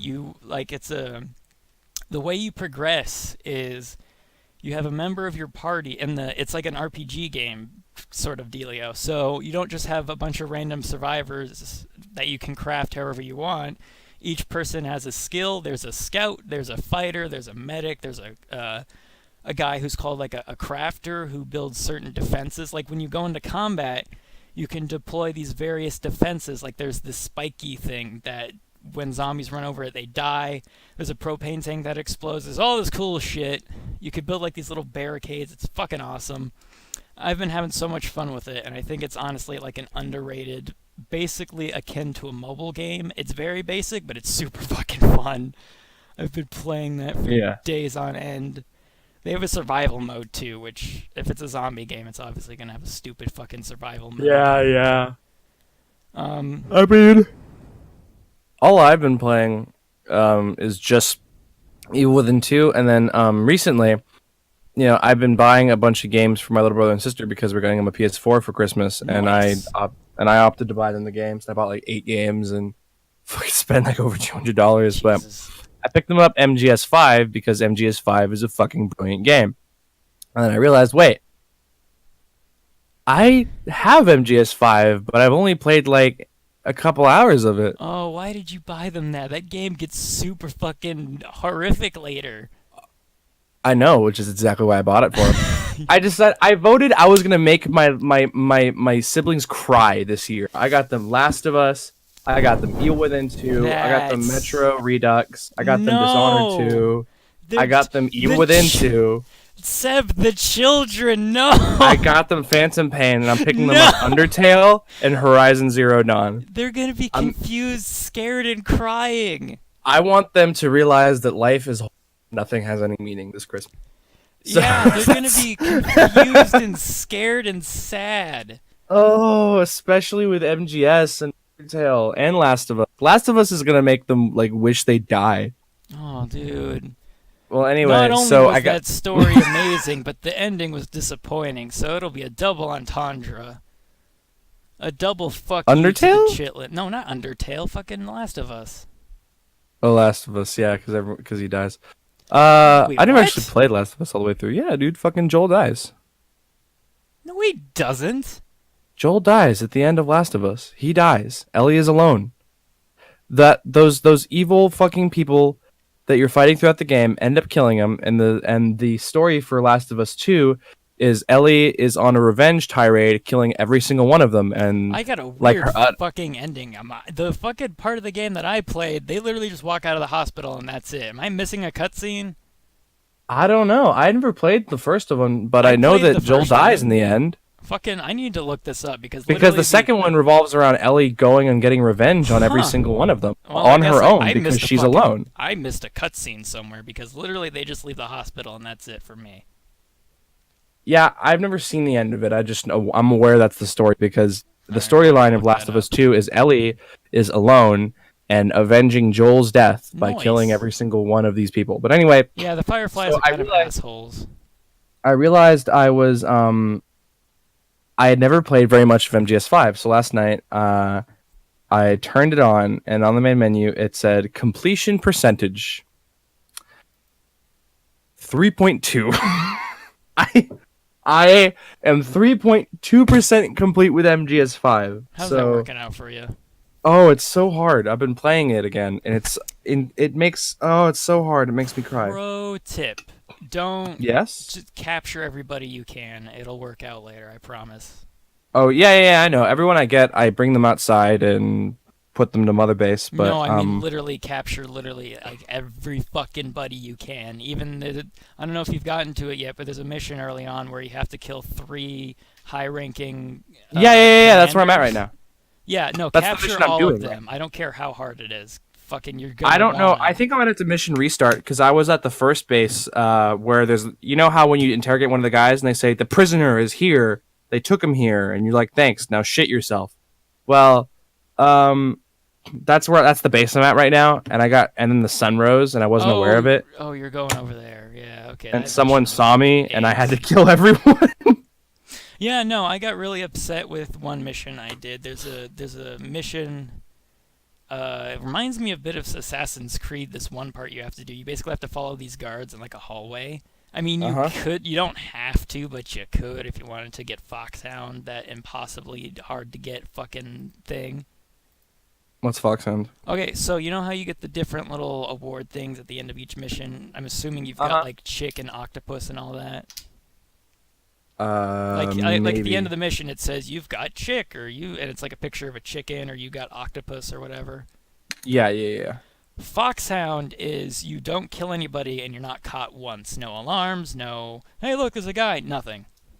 Yeah. Fox is where you kill people but don't get caught.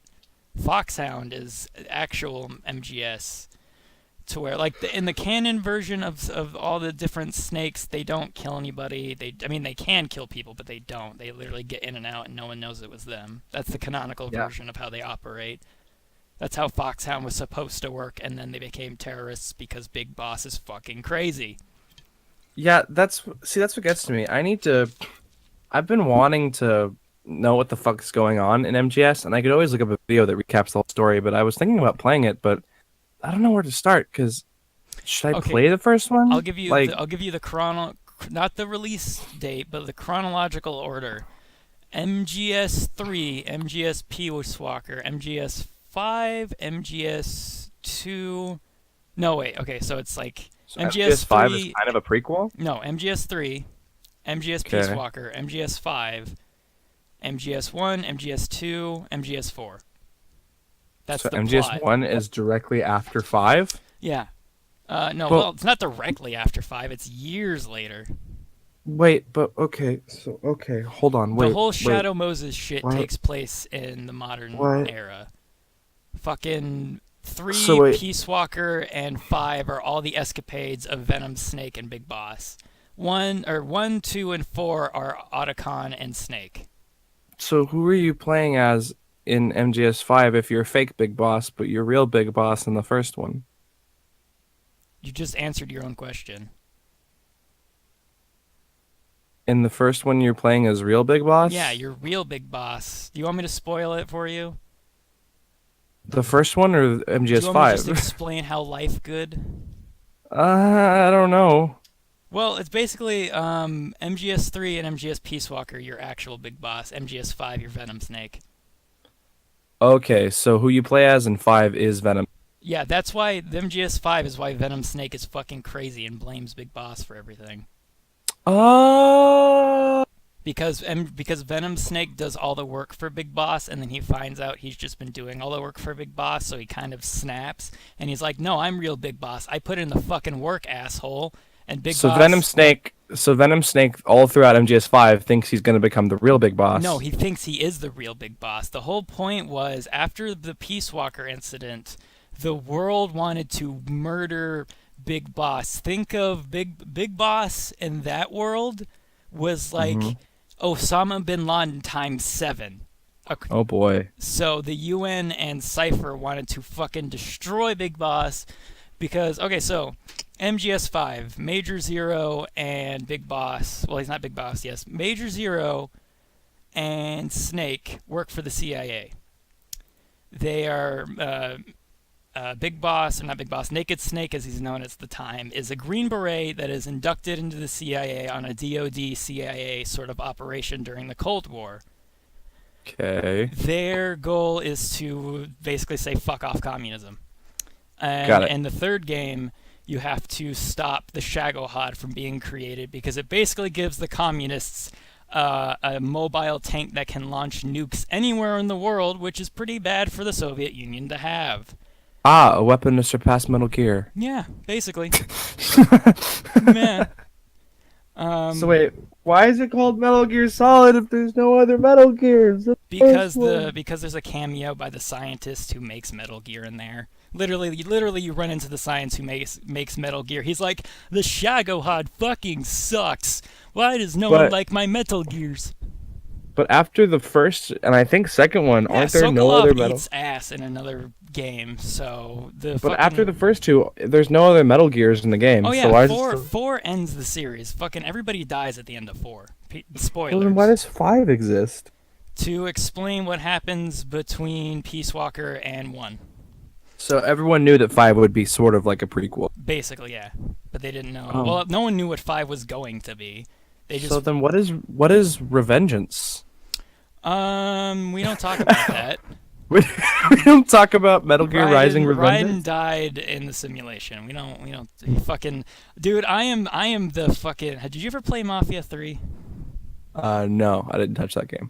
I played 2 though. I'm basically the Donovan of the MGS world. Fucking Raiden died in MGS 2, and what's his name died in the streets of Saigon. Fuck that shit. So but technically speaking, is No. Rising Revengeance supposed to be after 4? No. No, it just doesn't exist. It doesn't exist. No. It's the bad game. Okay. Was Hideo so- Kojima involved at all with Rising Revengeance? I don't believe so. Maybe he was. And that explains everything, because it. No. Okay. What? No. Fucking. Okay. So. Rising Revengeance, or fucking that game, is the Prince of Persia movie of MGS. Oh, I see. It doesn't exist. It doesn't exist. Jake Gyllenhaal should not have been involved. Yeah. No. There was no fucking weird robot dog and sword man and some crazy fucking congressman that went ape shit. No. Yeah, I remember when I wanted to get into. I saw the trailer for that, and I was like, "What the fuck is this?" I thought it was like tactical espionage, Tactical fiddling action. tactical swordplay, Yeah. combat, ultimate. My extreme. favorite character out of the entire series is Miller because he gets fucked so hard, and all he wanted was just his own like super army. Oh wow! Literally, So Miller. wait, Revolver Ocelot. Revolver Ocelot was. I've been hearing he's evil. He's Wow. whatever the. He's literally just got a hard on for boss, and that's it. Oh, That's it. So- Like fucking in MGS so 3. the whole time he was like just like fiddling with Venom Snake and Yeah, like no, tee he was basically in service of boss. He was making sure Venom Snake played the part of the puppet. So when Venom Snake wakes up, did he wake up with Solid Snake's memories or just Venom Snake is the medic that was working on Chico during the evacuation of their old mother base during the end of Peace Walker, because the fucking Cypher. Okay, so at the end of MGS 3, Big Boss is done with life because the CIA made him kill his master, his person who was basically like a mother to him, over money. He didn't have faith in the state anymore because all the shit that happened to him in MGS3 wasn't for patriotism. It wasn't for protecting the three worlds. and that's why he built up Mother Base and stuff. It was basically for going after the Philosopher's Legacy, which is just a ton of fucking money. That can basically be, it's just a bunch of money. And the US wanted it, and a lot of people wanted it. And he was just like, I'm done with this shit. You guys did all this. And he was like, my boss died because she believed in the country. She turned turncoat to help the United States, and all of you guys just shit on that. You shit on my mom. Fuck you. I'm building my own army. And that's what MGS5 is supposed to be? That is literally the rest of the plot, period. Big Boss wants his own army. Fuck you. Okay, so wait, when the original Mother Base explodes and Venom Snake wakes up in the hospital, how does he end up thinking that he's Big Boss? Does he have Big Boss's original? Magical sci-fi science, that's how. So they put the other guy's memories inside of his head? Yeah, they basically brainwashed him into thinking And then like Boss. changed his face. Yeah. Yeah, but part of original him leaks through. He has okay, so Venom Snake is actually the medic who worked on Chico and was like, according to Big Boss, was one of Mother Base's best soldiers. He was one of their best soldiers. He was not only a very good medic, but just a very good soldier. He was the best candidate for being the replicant boss. Because as I said, Big Boss was basically akin to like Osama bin Laden times 7. So Big Boss chickens out, he wants to go into hiding and do some background shit. But he needs the legend of Big Boss to stay alive. To come back to life. Yeah, he needs the legend of Big Boss to stay alive. So he's going to put his best soldier in the firing line for him. So technically, The Legend Big of Big Boss. Boss is Venom Snakes and not actually Big Bosses. So technically, Solid Snake or Big Boss is Kind of a bitch, yeah. a massive pussy. Yeah, Yeah. that's exactly what I was gonna say. He was doing So background wait. shit, and he was Big Boss in the background was making the first game happen, basically. Okay, so canonically it goes And 3 Yeah. Peace Walker, Ground Zeroes, then 5, and then because Ground Zeroes is before Yeah, 5, right? They're tantamount to being the same game, basically. It's the same fucking thing. What's the difference? Wait, but Ground Zeroes was is like the prequel to 5. It was basically just like a test game. Here's some extra plot. Oh, look. Here's some fan service. Look, it's Zero and Cypher. it's Oh. Kojima. Oh, fucking cum your pants. Look, it's Major Zero. Look, it's And these then assholes. and then it was 1 and 2 and 4. 4. Yeah, 4. Everybody dies at the end of 4. Fucking everybody's old and dying. Boss is dead. Fucking Boss dies at the end of 4. And he's like, That's a really political bullshit. Hello. so.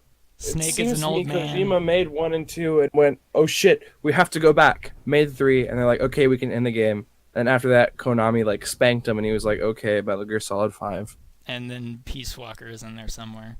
And then Silent Hills, and then it was canceled, and then then Death Stranding. And then Alice Road was canceled too. It's all connected. It's Kojima. Illuminaminums. Konami sucks. Oh, Hideo Kojima, you make George Lucas look sane. I remember last night when I booted up the game and like the Konami logo loaded up. I like just put my finger up and stood there and just like, fuck you. He's not that bad. I hate that he fucking threw out David Hare. It's like, you scumbag, you were one game away from being done with this shit, and you couldn't let your rivalry sit. Wait, why was David Hare not an was thrown MGS5? off the project. That, by the way, fun fact: the guy who voices Big Boss and Venom Snake in fucking MGS5 is the guy who plays Sergeant Roebuck in Call of Duty World at War. Same Oh. dude. Good. I've never played Call of Duty World at War. Yeah, World at War. The main dude, the main American Sergeant man, Sergeant Roebuck, is same voice actor. Was he in Kiefer Ground Zero? Sutherland. What was he in Ground Zeroes or was Yeah, not in Ground Zeroes? I think so. I don't know why fucking basically the whole reason David Hayter was kicked off the project because David Hayter and Kojima mutually hated each other, and Kojima couldn't get his panties out of his ass for 2 seconds to let him just Why did they finish the hate each series. other? I don't know. They just generally didn't like each other. And so Okay. fucking Hideo Kojima, being the big baby that he is, couldn't let God boy David Hayter finish off the series.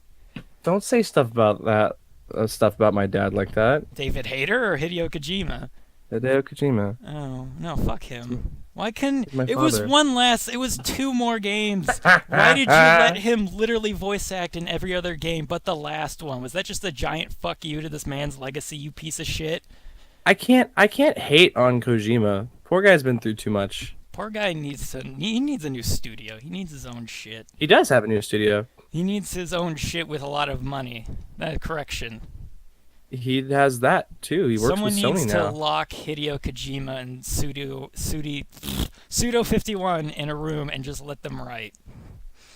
Put their fucking helmets on, give them a box of crayons and a typewriter, and go. Does that not count for what Sony's doing with him I mean, kind of. and Kojima Productions? Kind Dude, of. I'm hyped for fucking games Kojima Productions is gonna put out. I guess. I don't know. Sony needs to fuck off. They literally just need to lock... why was I calling him Pseudo 51? It's Swery. Fucking... the guy Who's from... Swery? He's the guy who made Deadly Premonition and a bunch of other crazy shit. He's the guy that made that one game that has, like, the penis plant boss in it. But Deadly Premonition is horrible. That's just a number of, like... That's just the famous Swery game, but he's made a number of weird shit. He's just... So he's made good games. Yeah. Okay. Okay. He's made a bunch of strange shit. Someone needs to lock both of them in a room and just fucking let them hate fuck a baby of massive proportions into existence. And let them have a pen pal relationship with Junji Ito and Guillermo del Toro. Just lock all 4 of them in a room and let them hate fuck something disturbing into existence. I'm down to clown with that. And Team Silent Hill too. Just fuck it. Let's just have an abortion. Team Silent, yeah! Team Silent. Throw them in there. Just blend them all together and let's see what abomination crawls out of it. Oh, you remember how upset I was when Silent Hills got canceled? I was like and fucking. Alice Road. Oh, I don't know what Alice Road was. Alice Road was just next, like after Silent Hills went poop, Alice Road was going to be the spiritual successor, and then that got canceled too. What's Alice Road? Just another spiritual successor to Silent Hill. Was it also Kojima? It was a different... Allison Road. Yeah. Finishes what PT started. Yeah, it was currently in development. No, not currently in development. Canceled. The site says it's currently in development. Yeah, well, they're kind of full of shit. They're kind of. What happened to it? It just got canceled. No one gives a fuck about Silent Hill anymore, which is sad. They should. Silent Hill is like. That IP opinions. got ruined by 2 games. 2 of which I thought, or not 2 of which, 1 of which I thought was okay. I thought, no, dude. I don't know why everybody hates fucking Downpour. I thought Downpour was okay. The Downcoming. Wait, which one? I gotta remember which one's which. Hold on. Okay, so Silent Hill Homecoming is the one with Alex Sheppard, fucking Mr. Call of Duty, and then Downpour is the one with Frumpy Face Emo. Hold on, I'm my checking which one's son's which. dead, my wife hates me, although she's only in like 1 scene. Okay, is Downpour the one with like the combat system, or is Downpour's Homecoming the the one one with with the the golden combat? gun and the weird weapon. Oh, okay. Shit. They're both horrible equally, I think. I don't but know why everybody does it like But that. Homecoming is definitely like arguably significantly worse than Downpour. Homecoming is See, horrifically bad. I will admit, I didn't want to admit this ever, but I will admit that Homecoming, if it wasn't like, I feel like they tried to force it into. I feel like Homecoming had its own story, and then they tried to force it into molding Silent Hill. into being a Silent Hill story. And I honestly think if they took the story for Silent Hill, or if they took the story for Homecoming, ripped all the Silent Hill elements out of it, stopped trying to force it to be a Silent Hill game, gave it proper writing and proper attention, could be something interesting. Because there were many parts I went, that's kind of cool, and then they forced in some stupid Silent Hill bullshit, and it's like. But they founded the Shepherds founded Silent Hill, and Except it's they're in basically Shepherd's Glen. Shepherd's Glen is a little part of Silent Hill where they founded Silent Hill, and Downcoming, and Silent Hill's PT Hideo Kojima. We should record some video games. Yeah, let's go record video games, but I'm going to end off saying confirmed we're doing Homecoming now because No. conversation. Yeah! No, Yes, no, we are not yes. doing anything past Silent Hill 4. I refuse. Hey, I look. refuse. Is that art being drawn of a thumbnail No! for Homecoming? Thanks, Bunny.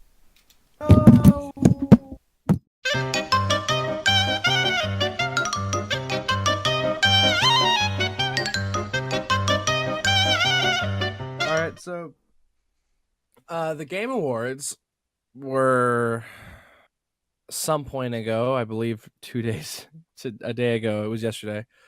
And I watched them.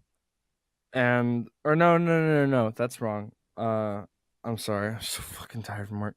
I did not watch them. I have not watched them yet. I plan on watching the whole thing in full. I generally think it's kind of a stupid show, but that's only because I think the idea of ranking things in such a way of giving them awards like Oscars and Emmys is kind of bullshit. But you know what the Game Awards does have going for it is all the cool trailers they debut during the show, which is why I tend to watch the Game Awards. Not to mention the guests they have are usually cool. I mean, when like Kojima was on it, I watched it that year because I was like, hell yeah, it's fucking Hideo Kojima. And this year I plan on watching it because Hideo Kojima, Guillermo del Toro, fucking Norman Ratstash, and Ratstash, okay. it's fucking. It's a weird name. Got it. Can you deny that he has the ultimate Ratstash? Oh, I thought that it was his literal name. Does he really? No, his name is Reidus, Norman Reidus, but I just call him fucking Ratstash because every time I see him, See, I've never all seen I him can- before, so. You know what The Walking Dead is, right? Oh, is it that guy? Daryl, yeah. Or Norman. the Silent Hills trailer. Do you remember the Silent Hills trailer? Ew, that man. Norman Reedus No. or Norman Ratstash. He's the Ew. main character in Death Stranding, and he was going to be the main character in Silent Hills. But they were like, yeah, no, fuck that. That was going to be so rad. I love Norman Reedus. He's fucking great. Rats but, boy. All he needs is a little mullet, like for real. God, like dude. Imagine calling him Rat Stash to his face in real life. he would beat the No, he's a nice guy. He'd probably laugh and be like, "That was mean," and then beat the shit out of you. No, but one thing I did watch, because it was really the main reason anyone would watch the Game Awards this year, other than being a fan of the Game Awards, I suppose. Oh God, what the fuck is happening? God, Someone's everything's communicating to Sebastian. Scotty, beam him up. Everything's going horribly. So it's okay. I just edited in like a Star Trek joke there. It's fine. So I did watch the one thing. I watched the premiere stuff for Death Stranding, and I have watched it 20 times, and holy shit, is it basically just Silent Hill again, and I'm really happy. Like, because it's like, okay, it's obviously not Silent Hill because Konami owns it, but I feel like you can kind of see them doing like, this is what we were gonna do, yeah. Because I mean, everyone's still involved. But with funding. Because like, isn't like I mean, even Junji Ito, who was involved with the artwork and the monster design in Silent Hills. Things, man. Yeah, he's involved in what? I said he needs to be involved in more things. Junji Ito? Hell yeah, dude, he's fucking brilliant, but he's very reclusive. He likes his privacy, it seems. Yeah, him and but what the fuck's his name? I forget the other dude. Who are you talking about? You could just point to like most, if not all, of the mainstream Japanese developers and be like, yeah, no, they're recluses. But I think I'm thinking. Do you mean like Swery? No, I just fucking all of them, because the guy I'm thinking of is Kojima isn't reclusive. That guy's a super nerd. He's like a superstar and deserved it. But the guy I'm thinking of is the guy who worked for or was in charge of what was the studio that did Shadow of the Colossus? Shadow of the Colossus? Yeah, Shadow of the Colossus. It was fucking Ito, I think it was called. My brain's off tonight too. I don't know. But anyway, the Shadow of the Colossus guy. The Shadow of the Colossus guy. Yeah. Is also very. I don't like the public. Like they think that his games are super vague because that's the whole premise of them being vague. It's like, no, I don't think this man likes to reveal details because he doesn't like people. I don't think that has much to do with it. He's super uncomfortable. He's like, I don't like this. Get the camera off me. I'm not enjoying this. Yeah, I'm not enjoying just people seeing my existence. Just let me make my video games and fuck off. No, but dude, have you seen the new the Death Stranding footage? I should. I mean, it's probably playing in the background right now, so if I don't see it now, I'm definitely gonna see it later. Dude, you have to fucking watch it like during this podcast. It is insane. Like, well, no, pick up on the. I already had problems when I was editing the first part of this. I'm like, oh, that picked up.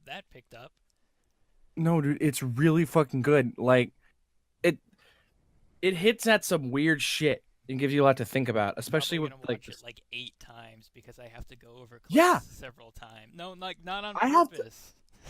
If you I have watch it to on purpose, then it's gonna be like 16 times. Because when I edit, because like so much shit goes by so fast. The game acts as if you're going into the game knowing what everything is, which is most Hideo Kojima games.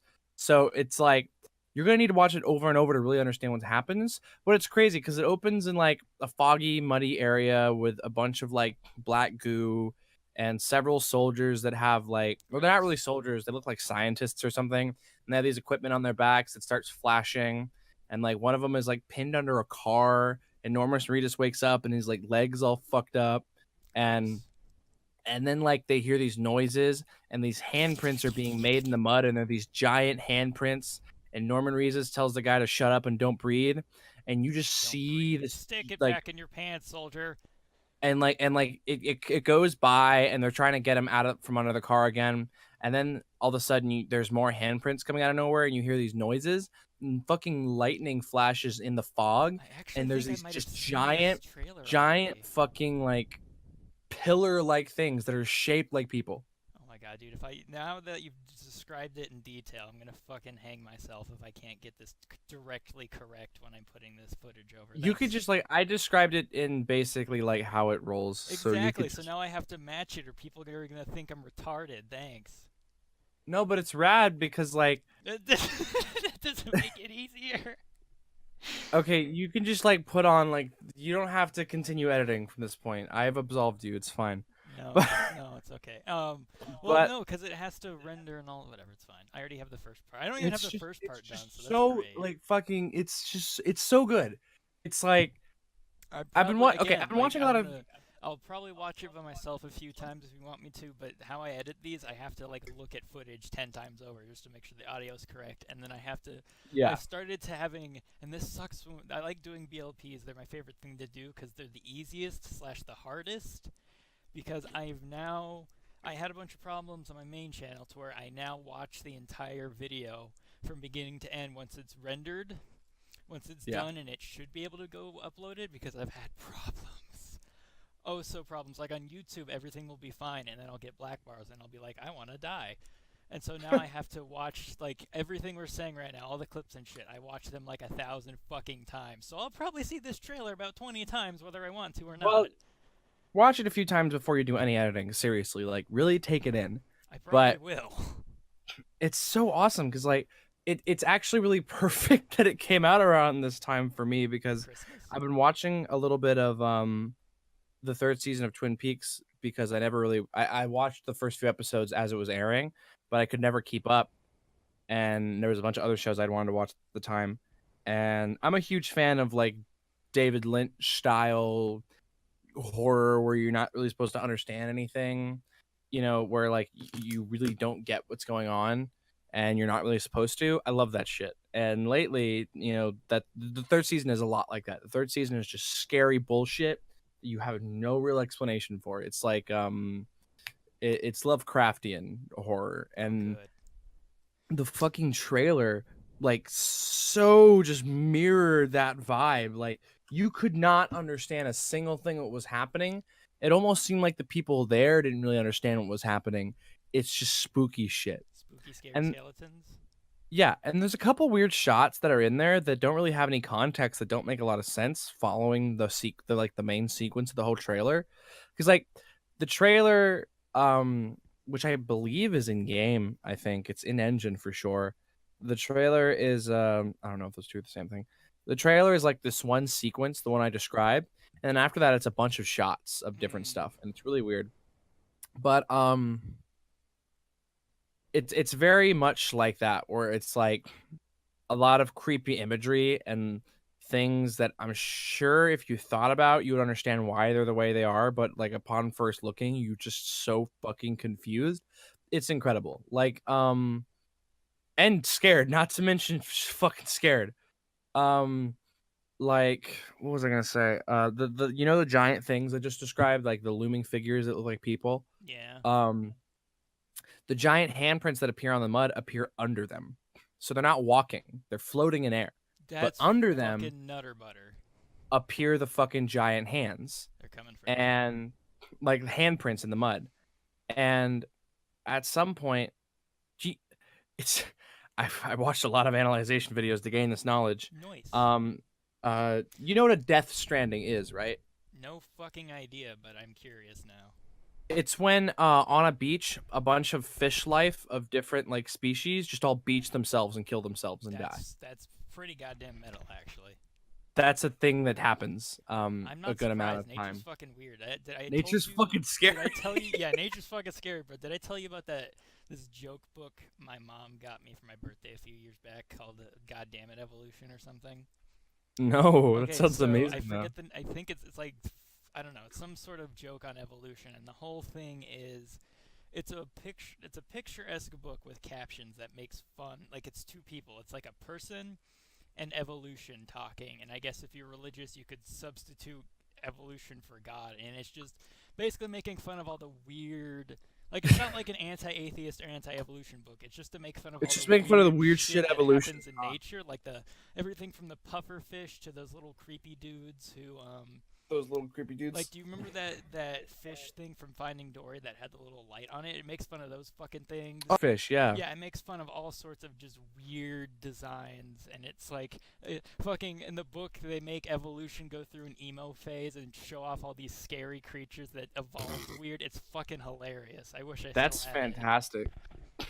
No, that's like I don't understand the science behind Death Strandings, but I found like it's really awesome that that's the name of the game, because you know how in the first few games there's a lot of like dead fish imagery. Like in the very first trailer, there's Fuck like the beached fish, whales. video game.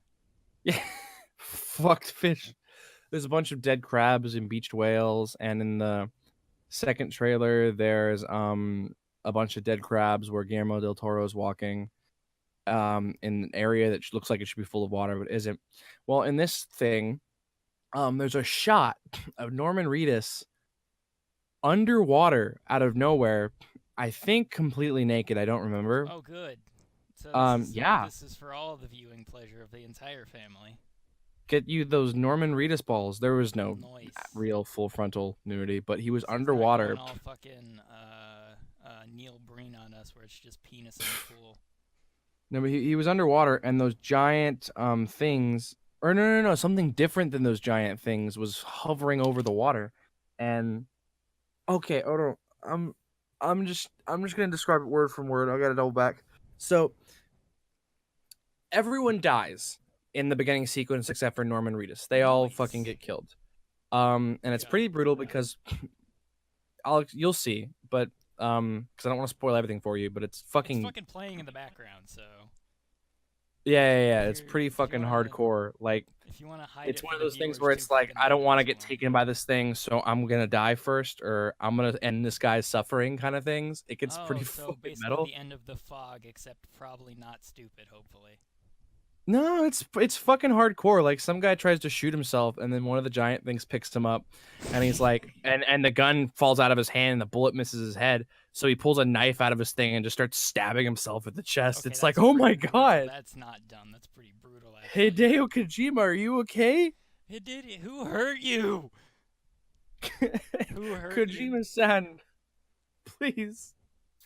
Are you sad that all the Colossuses died and that it's gonna take fucking forever? That the Shadow of the Colossus remake is probably gonna be delayed forever, though. Doesn't the Shadow of the Colossus It's remake have a supposed to release come out in date? 2018, but I swear to God, it's gonna go all KH3 on us and never come out. I don't Doesn't- give a I thought fuck that there's a date next year. KH3 is never coming out. Fuck you, it's not happening. Just like Half-Life 3. And that's why Hideo Kojima made Death Stranding. Yeah, because it's never gonna come out. It's gonna go all Alice Road on our happy asses. So then everything is being lifted in the air for some reason, very obviously by these giant hovering people-like things. Yeah. And suddenly Norman Reedus is lifted in the air, and then he's underwater in the same position he was lifted in the air. And the things fly over the water. A couple bodies hit the surface of the water as they're floating up and disintegrate. And Norman Reedus looks down, and it's really clear water. Like it's almost like air, but it's definitely water because you can see his hair floating and like him holding his breath. And there's several wires going down to the bottom of the body of water, and at the bottom are people attached, and it's attached to their like stomachs, like Getting fucking weird. umbilical cords. And it's weird because there's a lot of umbilical cord imagery in these games. I'm not really sure what that I'm means. not surprised fucking But Ito's a part of this now then. Yeah, like he has to be. This stuff is really weird. It's too weird for him not to be involved. The thing is his thing isn't it's literally being weird for the sake of being weird. The characters don't fucking matter. Like that's why I love his horror, every because he's one of not his works ever. he doesn't go for gore and tits just to make you like be shocked and appalled. He goes for creepy stuff that's like off kilter and unsettling. Like he Yeah, makes that's- like he makes like the normal like scary, and he The doesn't main explain any of his. character is the fucked up shit happening, if that makes sense. Yeah, and not to mention he doesn't really explain anything. Like they just Kinda going exist on, there, It's kind of happening. which is why I love it to death. I Enjoy the hate ride, when big boy. I hate unless there's a really good explanation. that makes it scarier, or the explanation is necessary. Like, you need for it to happen to make it spooky. I don't want my monsters explained to me. I just want them to exist. Exactly. Like in the third season of Twin Peaks, they're explaining how Bob came about. I didn't want that to happen. I wanted Bob to just be a random creature that got into Dale Cooper's body. That's it. That's it. I would have been. Like when you add like nothing kills. The number one rule of writing horror is nothing kills it faster than logic. Because if you have logic, you have reason, and reason leads to lack of horror. Yeah, no. Logic leads to reason, and reason leads to resolution. You don't want resolution when you're trying to scare someone, because unless it's a path of reasoning that leads to even further horror, which is very possible. I guess maybe I don't know. It is. There's some times when like a monster's origins are explained, and it makes it all the more scarier. Like it actually a really came mild. out of your ass. No, a really mild example would be like Frankenstein almost. It's like, oh my god, this monster's scary. You want to know how it came about? Yeah, scientists sewed a bunch of dead bodies together and shocked it with electricity. Wow, that's even scarier. How is that humanly possible? Awesome. That doesn't make any sense as from like a pathology standpoint or anything like or that. Or like, did you ever watch the anime Madoka Magica?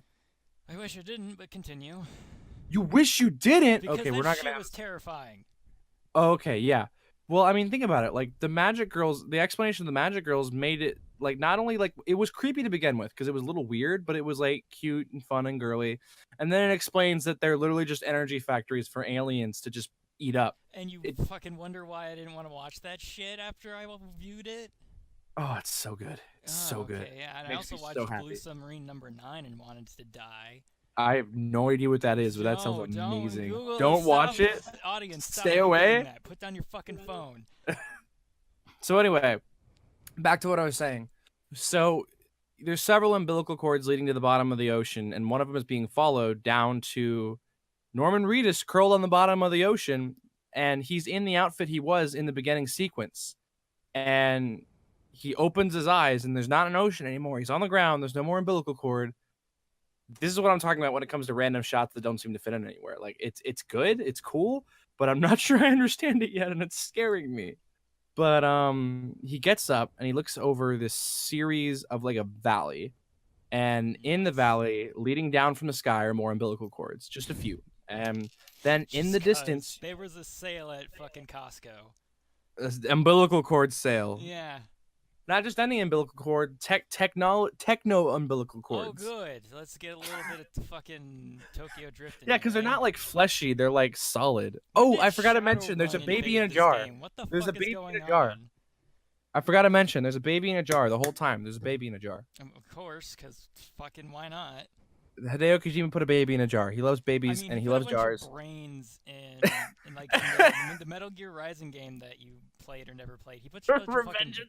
Yeah, that one, he puts a bunch of fucking brains in jars and has them on the Revengeance! Shit. Wait, was Hideo Kojima involved with Revengeance? I still don't want to know, because if he was, I'm Hold on. sad.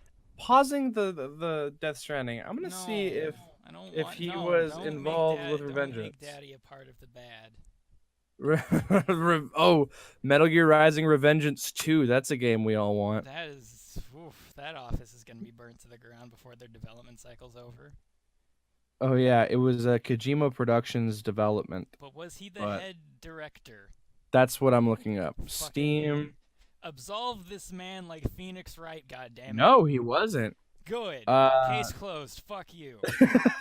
Director Kunji Saito, producer Saito, going in the volcano. I'm sorry. Atsushi Inaba, programmer Tetsudo Noda, writers Etsu Tamare. That's who we should kill.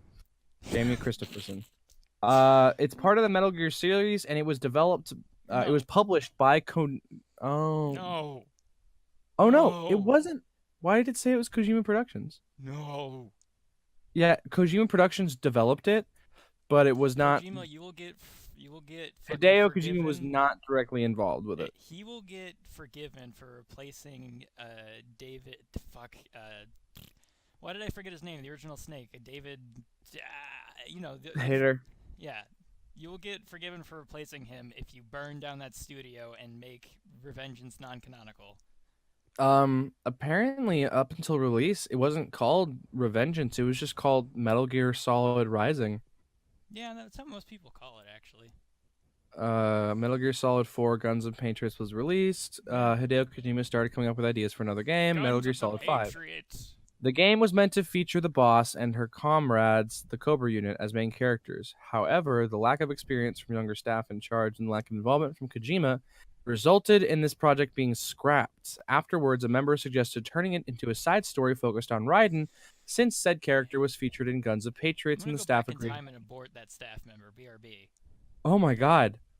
It was originally conceived to chronicle the series of events that resulted in the transformation of Raiden into his cyborg ninja persona. Who gives a shit about Raiden? That original story was way more interesting. What happened? They should have followed the boss and how she went and how she developed. Yeah. Like, why didn't they do should've that? fucking That made would a have been game way about better. Why she decided to defect to the Soviet Union and the politics behind it. It wasn't really explained. I mean, That should have been Revengeance. The Revengeance of it a was better kind of game. explained, but not really. They needed to go more into they just shoved the Cobra unit in there and boss and made them a bunch of Saturday morning cartoon villains for fuck's sake.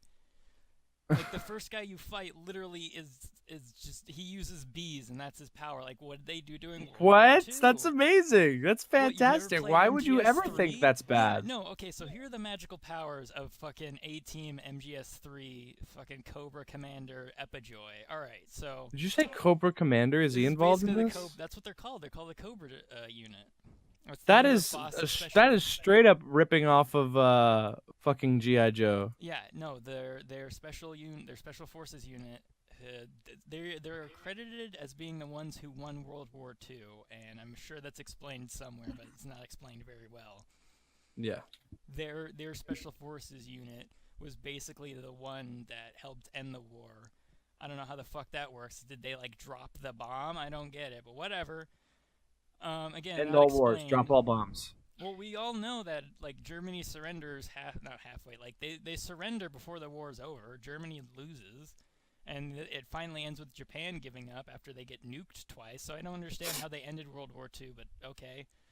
Anyways, they ended World War II. Don't worry about it. Here's the fucking rundown of the team of joy that is that is the boss's Saturday morning villain cartoon bullshit team. So we've got G.I. Joe. I forget. Oh, hold on. Oh god. Pause. I'm getting a call. Just a moment. No, Go ahead. no. We'll get back to Death Stranding in a sec. But here's the fucking A team of weird superheroes. Okay. Weird fucking villains. Okay. So first in the game, you come across the Pain. He is literally just a man who controls bees and is made of bees, basically. After he's called the Pain. That's fucking The stupid. next man you fight is the Fear, and he literally these jumps are really around bad. trees and shoots you with a crossbow. These are stupid. I love them. The next, I believe, if I remember correctly, is the King. And it's literally an old man. What is it called? His name is The End. Oh, fuck that. That's stupid. And it's because the last thing you see in the end is him, or sometimes you don't even see him. He's a sniper, and his weapon of choice is also my favorite gun in real life, the Mosin Nagant, a Russian rifle used during World War II. This man is old as fucking time, basically. He predates... Like, this is an exaggeration, but he basically predates life. He's just an old dude. Does he predate Boss? Yeah, he's the oldest member of their unit. So wait, I got a question. What? I know in MGS3, you're only fighting to get to this woman because your commanders told you to. But why are you fighting through her unit and killing her if she's basically your mom? Because they're in the way. Like, they're not gonna let you kill their fucking boss. Why would they just stand aside? No, but why are you knowingly going after basically your mother in the game? Because you're a CIA operative and orders are orders. Like, the boss at the beginning of the game drills this into you. Orders are orders. Orders are orders. Like, she basically says, I could, today's, I forget the exact quote, but it's like, today's friends are tomorrow's enemies, and tomorrow's enemies are today, or tomorrow, what is it? Today's friends are tomorrow's enemies, and today's enemies are tomorrow's friends. I gotta fucking play these other games. Oh my god. It's something like that. It's something along those lines of basically, you might have to kill your comrade. Oh look, it's 15 minutes later and you've just been assigned by the United States government to kill me. because the if United you States. if you don't track down the boss, like the boss defects to the Soviet Union, and in order to clear the U.S., basically the first operation you go on, things go tits up. Yeah. And to clear the U.S. of violating international treaty and dicking around on Soviet soil, and to prove that the boss has defected and the U.S. has no allegiance to her, Khrushchev goes, kill this boss with your own agents, and then I can make a case to the Soviet people and the Soviet government that this wasn't the U.S., this was actually a defection. Because Volgin nukes the shit out of a Russian research place, and they blame the U.S. because the U.S. was spotted in the vicinity. The Volgin and co. Use nukes that the boss stole to bomb the fucking research facility. When the Russians show up to go to it's off screen, but when the Russians show up to see what the fuck happened, they see a U.S. gunship retreating because the gunship you came in on, or not the gunship you came on, you jumped from a plane. The gunship that Major Zero is monitoring you from took a hot minute to come get you. So when the Soviets show up to the nuke site, they see an American gunship fleeing the vicinity. So they're thinking, wow, the Americans just nuked us. But no, okay, so there's the end, and then you come across the Fury, which I really want to know what this man's story is. You basically The end Fury? up... The Fury. Like not like Guy Fury, like like Guy Fury, like the Fury, like Rage kind of dealio. The Fury? This man went to space for some reason. I don't know the backstory behind him, but he ended up going to space. He is kind of like the lost member of the Cobra unit, and he comes back out of the sky to, I guess, help defend the boss, and you have to fight him in a cave. It's super fucking weird. And then after you kill the Fury, you've basically defeated the Cobra unit, and now it's on to the boss at the end of the game.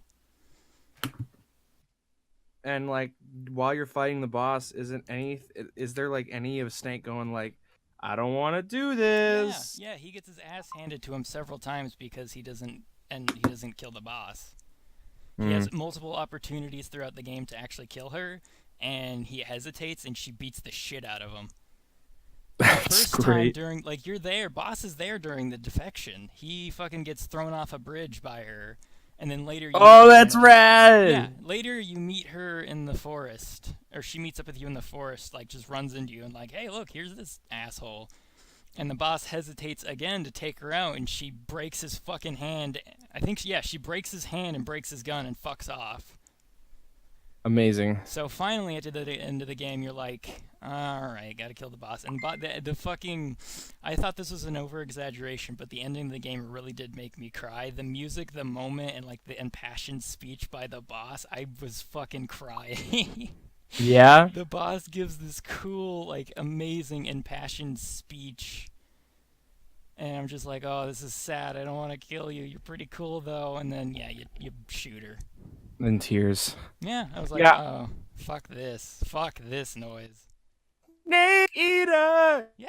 Yeah, I was thinking of... Still in a dream. So, I've seen you've been playing MGS5, right? Yeah, that's all. Okay. I'm not very far, but I have been playing MGS5. Here's something that would also tickle your pickle before we go on, and you get back to whatever what game was it again that you were just discussing? My brain's broken. Death Stranding. Okay, so we'll get back to Death Stranding, but literally after the emotional scene of killing the boss, you get on this plane with Eva, this other character you meet throughout the game, and she's kind of a part of the plot. I want to go through the whole thing right now, but you and Eva get on this plane, and you're about to get the fuck out of Russia. And Ocelot pops up. And Ocelot challenged, like the fucking madman he is. This is the same Ocelot you're with in the MGS5. Same man, by the way.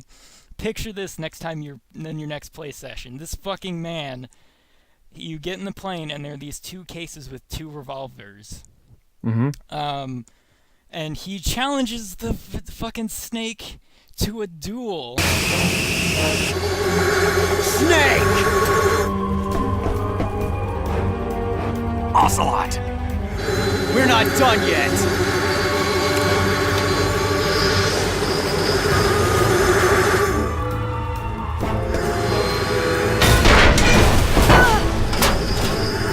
Damn!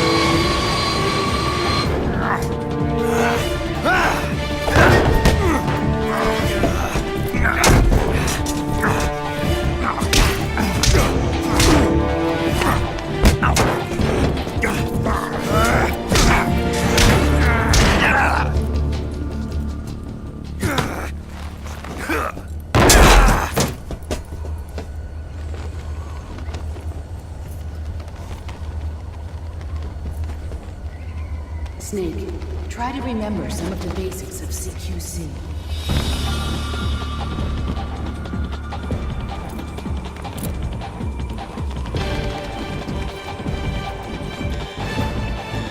Not good!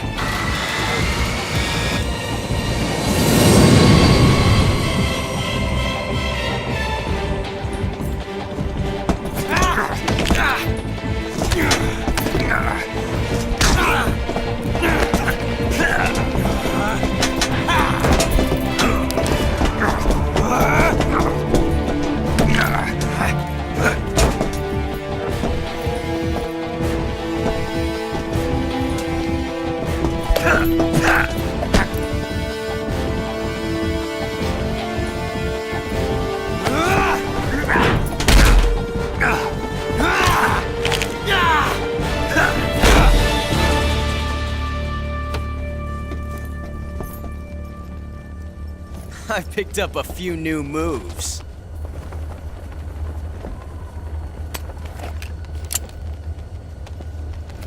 Huh. It doesn't feel right to shoot an unarmed man. But I'll get over it. Eva!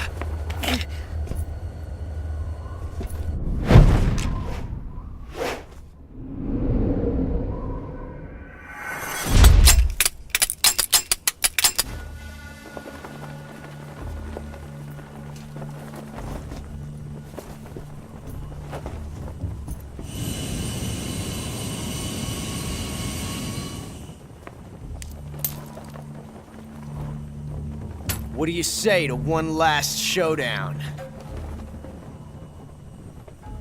Yeah, all right.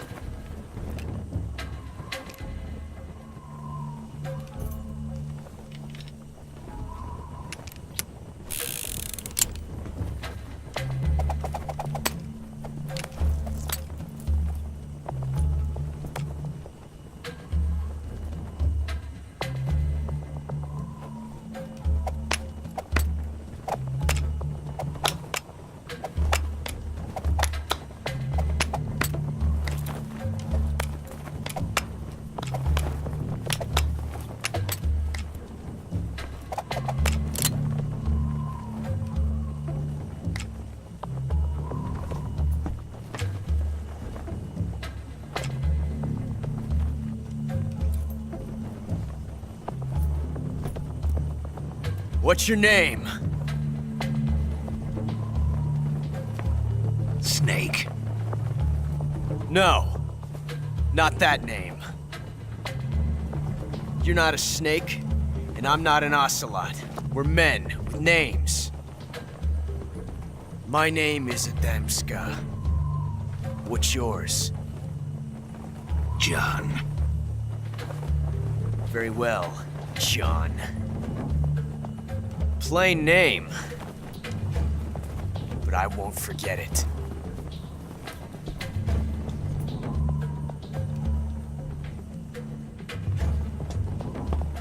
Come on!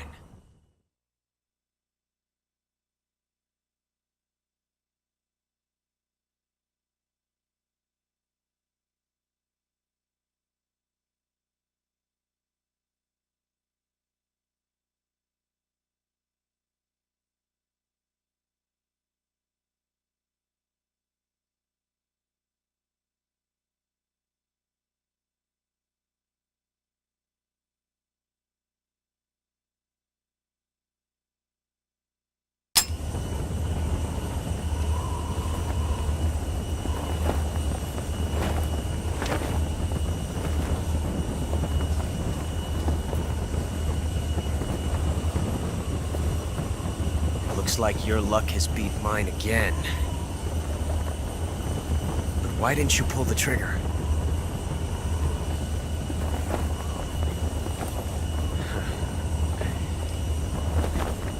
Ah, well.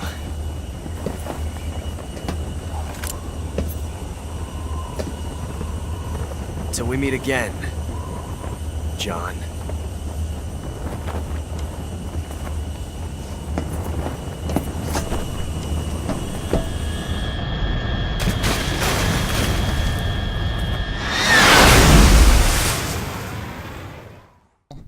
because he's like, Snake, we never got to do our duel, yo. After the initial meeting where Snake kicks his ass, he becomes obsessed with Boss, he becomes obsessed with Boss for the rest of time. That's why he's so giddy to help you out in the 5th game, because he fucking has a hard-on for the boss after this. And he challenges. Yeah, that's why I was so confused, because I heard before I played MGS5 that Revolver Ocelot was technically a villain. Yeah, he was a villain in MGS3. He was an officer in the GRU, a military unit in the Soviet Union. And then Boss basically kicks his ass so hard that he's like, I love the boss. This dude's fucking cool. No, He's like, do it harder. Yeah, no, that's not even an exaggeration. When Ocelot and when Ocelot and Big Boss first meet, they're making fun of him. They're like, what is that stance? What is that gun? This American's puny. And he literally beats the shit out of Ocelot's unit barehanded. And Ocelot's like, oh my god, you're so cool. Wait, Ocelot's not American? No, he's Russian. No, that makes it even radder. That makes it amazing. He's like, oh, I love the American. And the whole reason he's Revolver Ocelot now is because of Snake. Snake, apparently Ocelot had an automatic pistol during the confrontation, and Boss kicks his ass, and he's like, dude, because apparently the way he was holding the gun, Boss is like, yeah, your stance and how you hold your weapon, you would fit more with a revolver than you would an automatic. And then he just gets revolvers and becomes like, oh my god, and he got and then he learns how to toss around revolvers. Yeah, he got revolvers specifically because his idol went, use of revolver suits you better. Wait, that little sequence of him tossing around revolvers, is that from 3? That's from 3. That's him. He's like, his basic thing was, my idol, the guy who kicked my shit in, said I should use revolvers, so I guess revolvers are my thing now. And he just suddenly knows how to do tricks with them and bounce them off his dick. Shit. He figured it out. A bunch of time passes. It's inferred that so 3 is supposed to... Yeah. Go ahead. It's inferred that you take a bunch of fucking time to get from A to B, because who the fuck is going to cross Russia in X amount of days? You're not going to cross through the wildlands of Russia in 3 days. It's implied that it takes a hot minute from you to go to A to B. But you could cross through the Siberian Plain in Destiny 1 in about 2 seconds. It's because it's Destiny. Fuck off.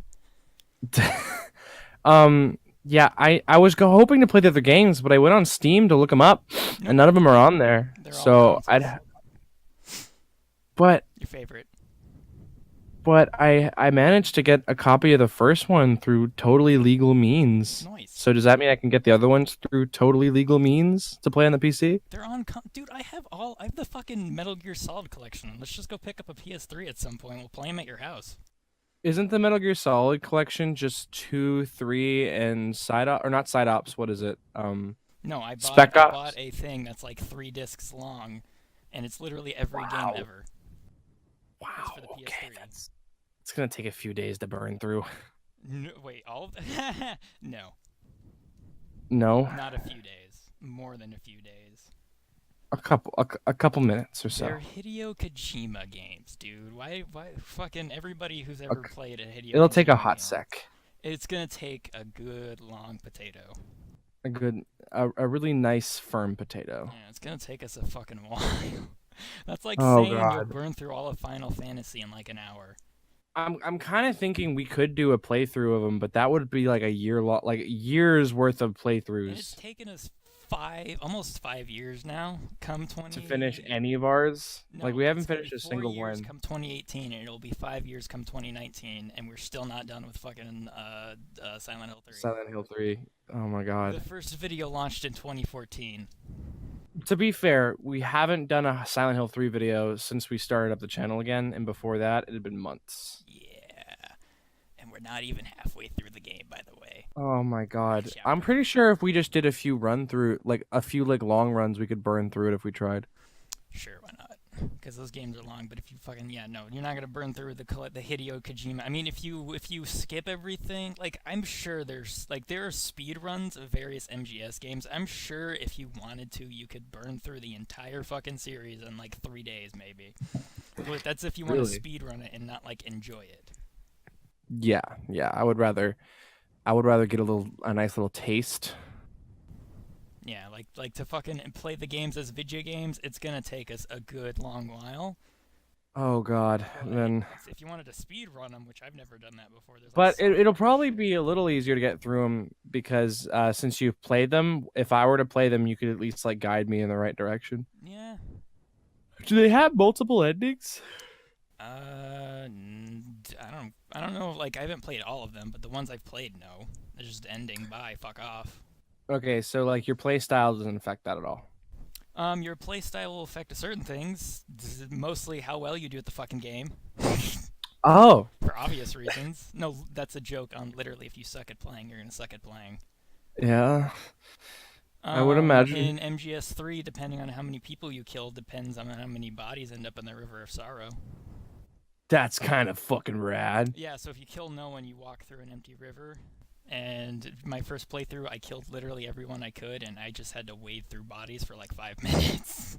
That is badass. Oh, I forgot to talk about the Sorrow. The Sorrow was, I won't go into his backstory at all. I mean, he's one of the few fuckers that has a primo bimo backstory, but to summarize, there was a mission, like the boss and the Sorrow were a couple, and the boss was going to have the Sorrow's baby, and vague mission happened where shit went sideways, and I think it was like, it's either the Sorrow died or the boss had to kill the Sorrow in a mission or something. I don't know, but the Sorrow bought it, and at one point in MGS you escape Soviet like custody, and Ocelot's chasing you through a tunnel, and you jump into a river, and you pass the fuck out while trying to get to the surface, and the Sorrow takes your happy ass to the netherworld or wherever and makes you go walk through a river of bodies and face all the people you've killed in their sorrow and death. Because he's the Sorrow. He makes people feel fucking bad. He's like the psychological warfare dude. Did he actually die and he's just like coming from the grave and fucking shit up? So this is zombies. Ghost man. Ghosts. Zombie ghosts. Yeah, zombie ghosts. Ooh. If you kill one character, and like there's a guy later, you have to take his clothes. You can knock him out or kill him. If you fucking kill him, he ends up in the river in his underwear. It's fucking hilarious. That is fantastic. That is some Hideo Kojima level detail. Yeah. Because you have to take his clothes and to be disguised as him. It's like this officer dude. You have to sneak into a... Like, there's a certain wing of like the Soviet base you have to go to, and only colonel level access is authorized. However, there's one lower officer it's alluded to that it's the gay butt boyfriend of Volgan, but it's never confirmed. Yeah. It's this one major, and you can either kill him or knock him out, and you use his uniform to go from A to B. So. Okay. Yeah, I don't kill anyone when I'm playing 5, but purely... Well, it's because if it gives you those options, I tend to think if I don't kill anyone, it might lead to a different ending, which I always love to explore different endings of games. Well, I think it adds a fun... The ending got cut because fucking Hideo Kojima's a piece of shit at this point. Like, there's literally no ending to 5. Oh, I thought the ending got cut because Konami... Okay, cut the funding to the game. No, well, that and they wanted the release date to be like, now! We want to ship Oh, well, this then that's not Hideo Kojima's fault. I think we want the game now. any negative thing that happened involving MGS and Konami, I'm not going to put on Hideo. Because, like, they treated him pretty fucking shitty. Yeah. Like, they separated him from his whole staff. You could criticize that man all day, but his company will forever be the goddamn devil. Because they are. I mean, look what they did to Silent Hill. It's a... Speaking between Konami and Kojima, Konami's the devil and Hideo Kojima's just that guy that's kind of rude at Starbucks. Basically. Yeah, like he's kind of a dick, but you can't hate him too much. Like, I chill and have a good time with Hideo Kojima. Konami's that dude I'd punch. But, no. So there's no... So... There is a quote-unquote ending that was just put onto the game, but like the ending is just removed from the game. So there was an actual definitive ending. Yeah. Just doesn't exist now. No. It doesn't make Why was it removed? Because they were like, we want this game now, you will fucking release it, so help me God. And they weren't done with... They were literally like...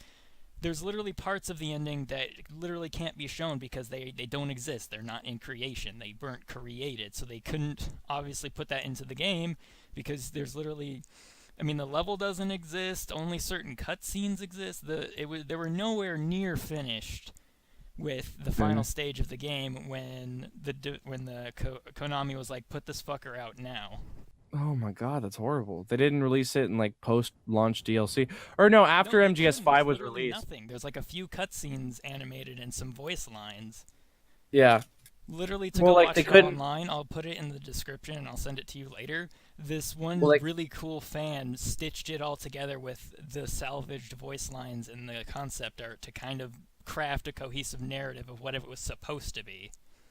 So wait, how did it actually end in the game, and then how is it supposed to end? That's what I'm curious about. I will let you know when you beat it, because I don't want to spoil Oh, I'm only like 8% finished. it. I don't want to spoil it. Dude, that game is still relevant. I don't want to spoil it on the podcast. Yeah, you're right. Because I haven't finished it, so there's gotta be some. Finished it. By the time this comes out, it'll still be relevant, and then like 8 years down the line, it won't be. But who gives a shit? Yeah, I just want to fucking play the original ones because honestly, it's just because I heard Snake Eater the other day, and I was like, I gotta play this. Yeah, the ladder sequence was that whole point of that being in there wasn't for a dramatic effect. It was to let the fucking level load and everything. That's amazing. Literally, your entire time you're going up that ladder, it's just giving the fucking game time to render the rest of the level that you're going. I love when games do that. It's like, this is such a tone setter. We're actually doing this so that the game loads. There's very few like loading screens in the game. I mean, there's a ton. Yeah. Like when you go from building A to B, or you go to this environment and that environment. But more often than not, most of the game is a linear. Like you could, if you wanted to, you could backtrack. You could go from Groznygrad all the way to the Ends fight and back, and without a loading screen. And you don't understand what that means because you haven't played the game, but when you play the game, you'll understand what that means. It's a long fucking haul without a loading screen. So is it just one? Is it like MGS5 where there's like one open? No, it's no, not because MGS5 is like hub worlds. Yeah, sort of. MGS5 is like a big open map. It's not even close to that, but it is very linear. Like the first two levels. Yeah, or not the first two levels. Like when you first land in the Virtuous Mission and all that, there's kind of loading screens of sort, but it's generally like, it's a linear, you feel like you're going on an adventure. You're not walking into another, it's not like Jak and Daxter to where you go to the next area, loading screen, go to the next area, loading screen. Yeah. It feels like an adventure. Still in a dream, Snake Eater. So, did you want to go back to Zombie Strife or whatever it was called, or can I Death talk Stranding. about the magic? Yeah, I was just coming to the end of it. So Go for it. So all of a sudden he gets up from the ground. He's not in an ocean. There's no umbilical cord attached to him, and he's holding the baby in the jar. And he looks around and sees the umbilical cords coming from the sky, going into this giant valley. And then, did you ever watch the first trailer for Death Stranding? Maybe, I don't know. Okay, in the first trailer, before we found out there was giant monster creatures in it, in the first trailer, the last shot is of him looking out over the ocean and seeing these coffin-like shapes really distant and far in the sky, just floating. And then they disappear and the title appears. Well, the final shot of this most recent trailer is very similar. He looks over the empty valley and then looks above at the floating things in the sky, which we now know were those monsters or whatever they are. And then that's it.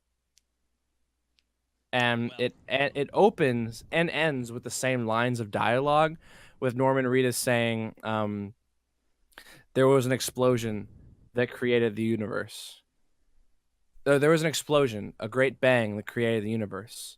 And there was an explosion, a great bang, that shook this planet into creation. The and there was evolutionists are trying to tell our children we came from minkies. And then it says, there was an explosion, a great bang that brought into this world life as we know it. But then it cuts, and then he says, and then there was the final explosion. And then it cuts off in the beginning, but the end, it ends with the great bang that will end all life as we know it. Oh, or no, he says there was, and then there was another explosion, the final explosion. Oh, good. And that's how it ends. There's a lot of fucking shit exploding for some reason. All right, I'm down. Yeah, I don't know. Biblical but proportions. Anyway, I should probably go eat some dinner. The whole eat- reason we extended this is so. Oh Earlier yeah, we we talked didn't even about talk about that. why. Okay, so earlier I was talking about work and stuff. Well, I got fired. Literally Yes. after. So if anybody hasn't figured it out, this is like 2 parts stitched together. Cause fuck you. Yeah, we were recording this like when we recorded the first part. It was 2 days before the Game Awards, and it is now a day after the Game Awards. Okay, I guess that's a weird frame of reference. Whatever. So I got shit canned. I went into. I think we recorded it on like a Monday, whatever. Or no, it was the day of. Okay, so it was Tuesday. Today is Friday. Wow, it's taking us forever to get to fucking this. Okay, so it was Tuesday, the 5th. I just talked about my weekend. Work was kind of meh, and I went into work. I didn't work Monday. I had Monday, Wednesday off. Going to work Tuesday. I say, hey, what's going on? I'm going to get ready, put my stuff in my locker. And the supervisor on duty for the previous shift was looking at me weird. And he's like, hey, didn't you get a call or something? I'm like, no. And I'm going to put my phone record on screen. I did not get a call. This is horrible. Oh, that's the worst way to get canned. It gets worse. Didn't you get the memo? Yeah, did you get the memo? You were shit canned, but no, it gets there. Okay, so, the supervisor goes, oh, didn't you get a call or something? I'm like, no. And again, phone record on screen, did not receive a call. I mean, if she tried to call me, she either called the wrong number, it didn't go through, or I don't know. I'm not saying she's lying, I'm just saying I didn't get a call, but whatever. So the supervisor goes on to tell me that basically she wanted me to come in on my day off to tell me I'm fired. Why am I fired? Because she said I requested. I didn't request, I suggested. I worked with someone on overnight the previous weekend. And he suggested, because I was telling him, like, yeah, I can't work. I have 2 days out of the week I can't work because I rely on our transit system. And our transit system doesn't run on Sunday, so I do overnight. So my Saturday shift would lead into Sunday, and I would have no way home, and I can't get to the store at all on Sunday because the buses don't run. So I couldn't work the Sunday night or the Saturday night. He said I should write a note suggesting that I move to afternoons. I write said note. And then she took that as I'm demanding to be moved to afternoons. She fucking fired me. And even, I don't know if it was the supervisor, I forget who it was, but someone was like, well, why don't you just keep him on nights? And she's like, no, he's fired. I'm like, what the fuck? What are the grounds on you firing me? I don't understand. Okay, whatever. So yeah, I got fired because my GM freaked out over the scheduling, I guess. I don't know. It was just a suggestion. It wasn't even a request. I was like, maybe I should. And I was going to talk to her about it and be like, hey, it makes more sense. I could work, because I'm limited to 5 days out of the week if I do overnights. If I work afternoons or even mornings, I don't care. I can work Monday, Tuesday, Wednesday, Thursday, Friday, Saturday. If I work overnights, I can only work Monday, Tuesday, Wednesday, Thursday, Friday. And if you still want to keep me on overnights because I'm an overnight person and you need the staff for overnights, which the whole reason I was hired for overnights was because they needed it. And so, well, it's like, Kaylee, we've already had this fucking discussion. You've had to change my shift already because I can't work Sunday. Why is this just a big fucking shock to you, you big idiot? What? I don't understand. And so, like, why don't you just switch me with the other overnight person that you have scheduled for the other days? Just have me work because I looked at the schedule. There was another overnight person who worked all weekdays, and that was it. It's like, why don't you just switch me with them? She had it set up to where I would start the Thursday and then end on basically, like, sometime in the beginning of the next week. And basically my entire weekends were booked. And it's like, I can't do that, you idiot.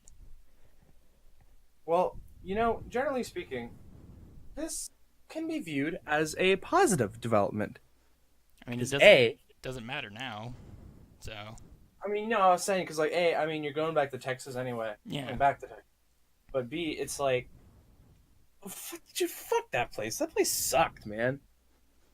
Like, yeah. That place was horrible. Why are you so far away? You were like ready to just like put a gun in your mouth and end it like Filthy Frank style every day. Yeah, give me the double barrel. You had the shotgun. You had your toe on the trigger. You were ready. No, give me the double barrel instead of the single barrel, or we're gonna paint the walls. Are you using the big toe or the little toe to do all it? of the toe, just the entire All of the foot. just kick the trigger with the heel. Yeah, I'm gonna like put a noose around my neck, and as I kick the chair's gonna set off the shotgun. We're gonna have a party. I'm gonna do it in the store too. Clean that fucking up. I just imagine you kicking the stool over, and like the shotgun blows your head off, and like your body like hangs on the rope with like just like bleeding, and then like it just slides out like a piece of sausage of the noose because there's no head to hold it. Yeah. Just plops on the ground like. I'm gonna fill myself. You know what? I'm gonna have someone help me with it. They're gonna kill me, fill me full of candy, and it's gonna be like a morbid pinata. Oh, you know what? They're gonna fill me full of Timbits. And it's gonna be in the lobby, and it's gonna be a morbid Merry Christmas to those stupid assholes at Tim Hortons. And that's where we Please end don't it. kill yourself over Timbits joke. Wait, Oh. I ended So it, yeah, unless you want me to continue. I'm actually considering like I've been thinking about getting a PS4 because of all the exclusives on it. Because sorry to shift gears so quickly. No, go for Because I have it. to go I'm soon, done and before so I I'm like. don't want to do that shit anymore. Who fucking cares? In terms of video games, I've been considering getting a PlayStation because it has so much more going for it. Like Last of Us and Last of Us 2. You have fucking Horizon Zero Dawn.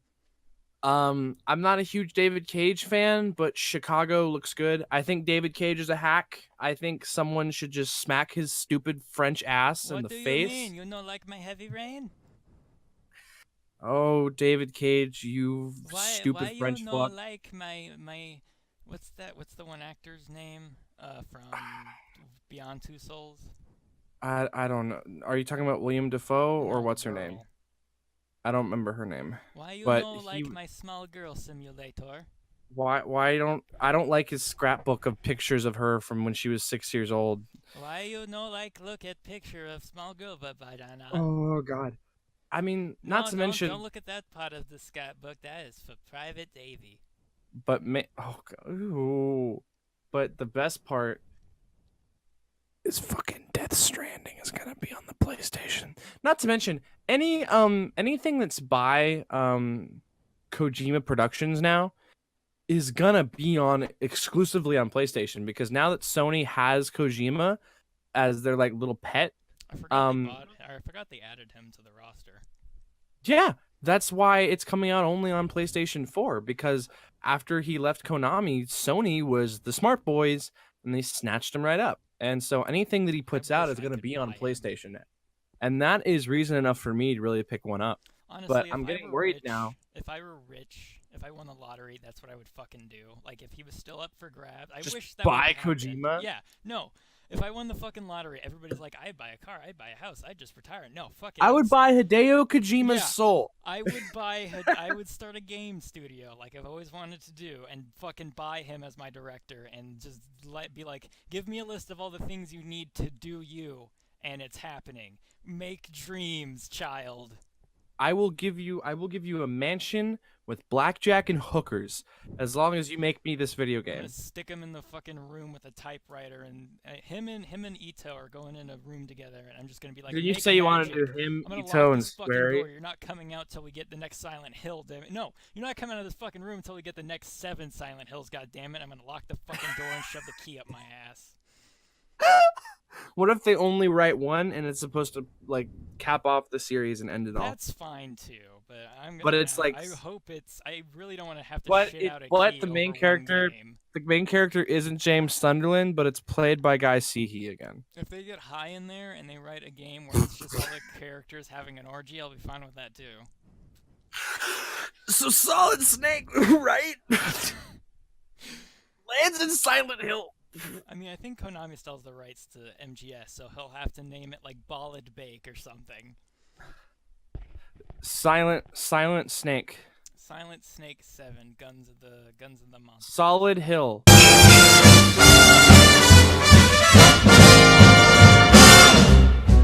Old Mr. Kringle is soon gonna jingle the bells that'll tingle all your troubles away.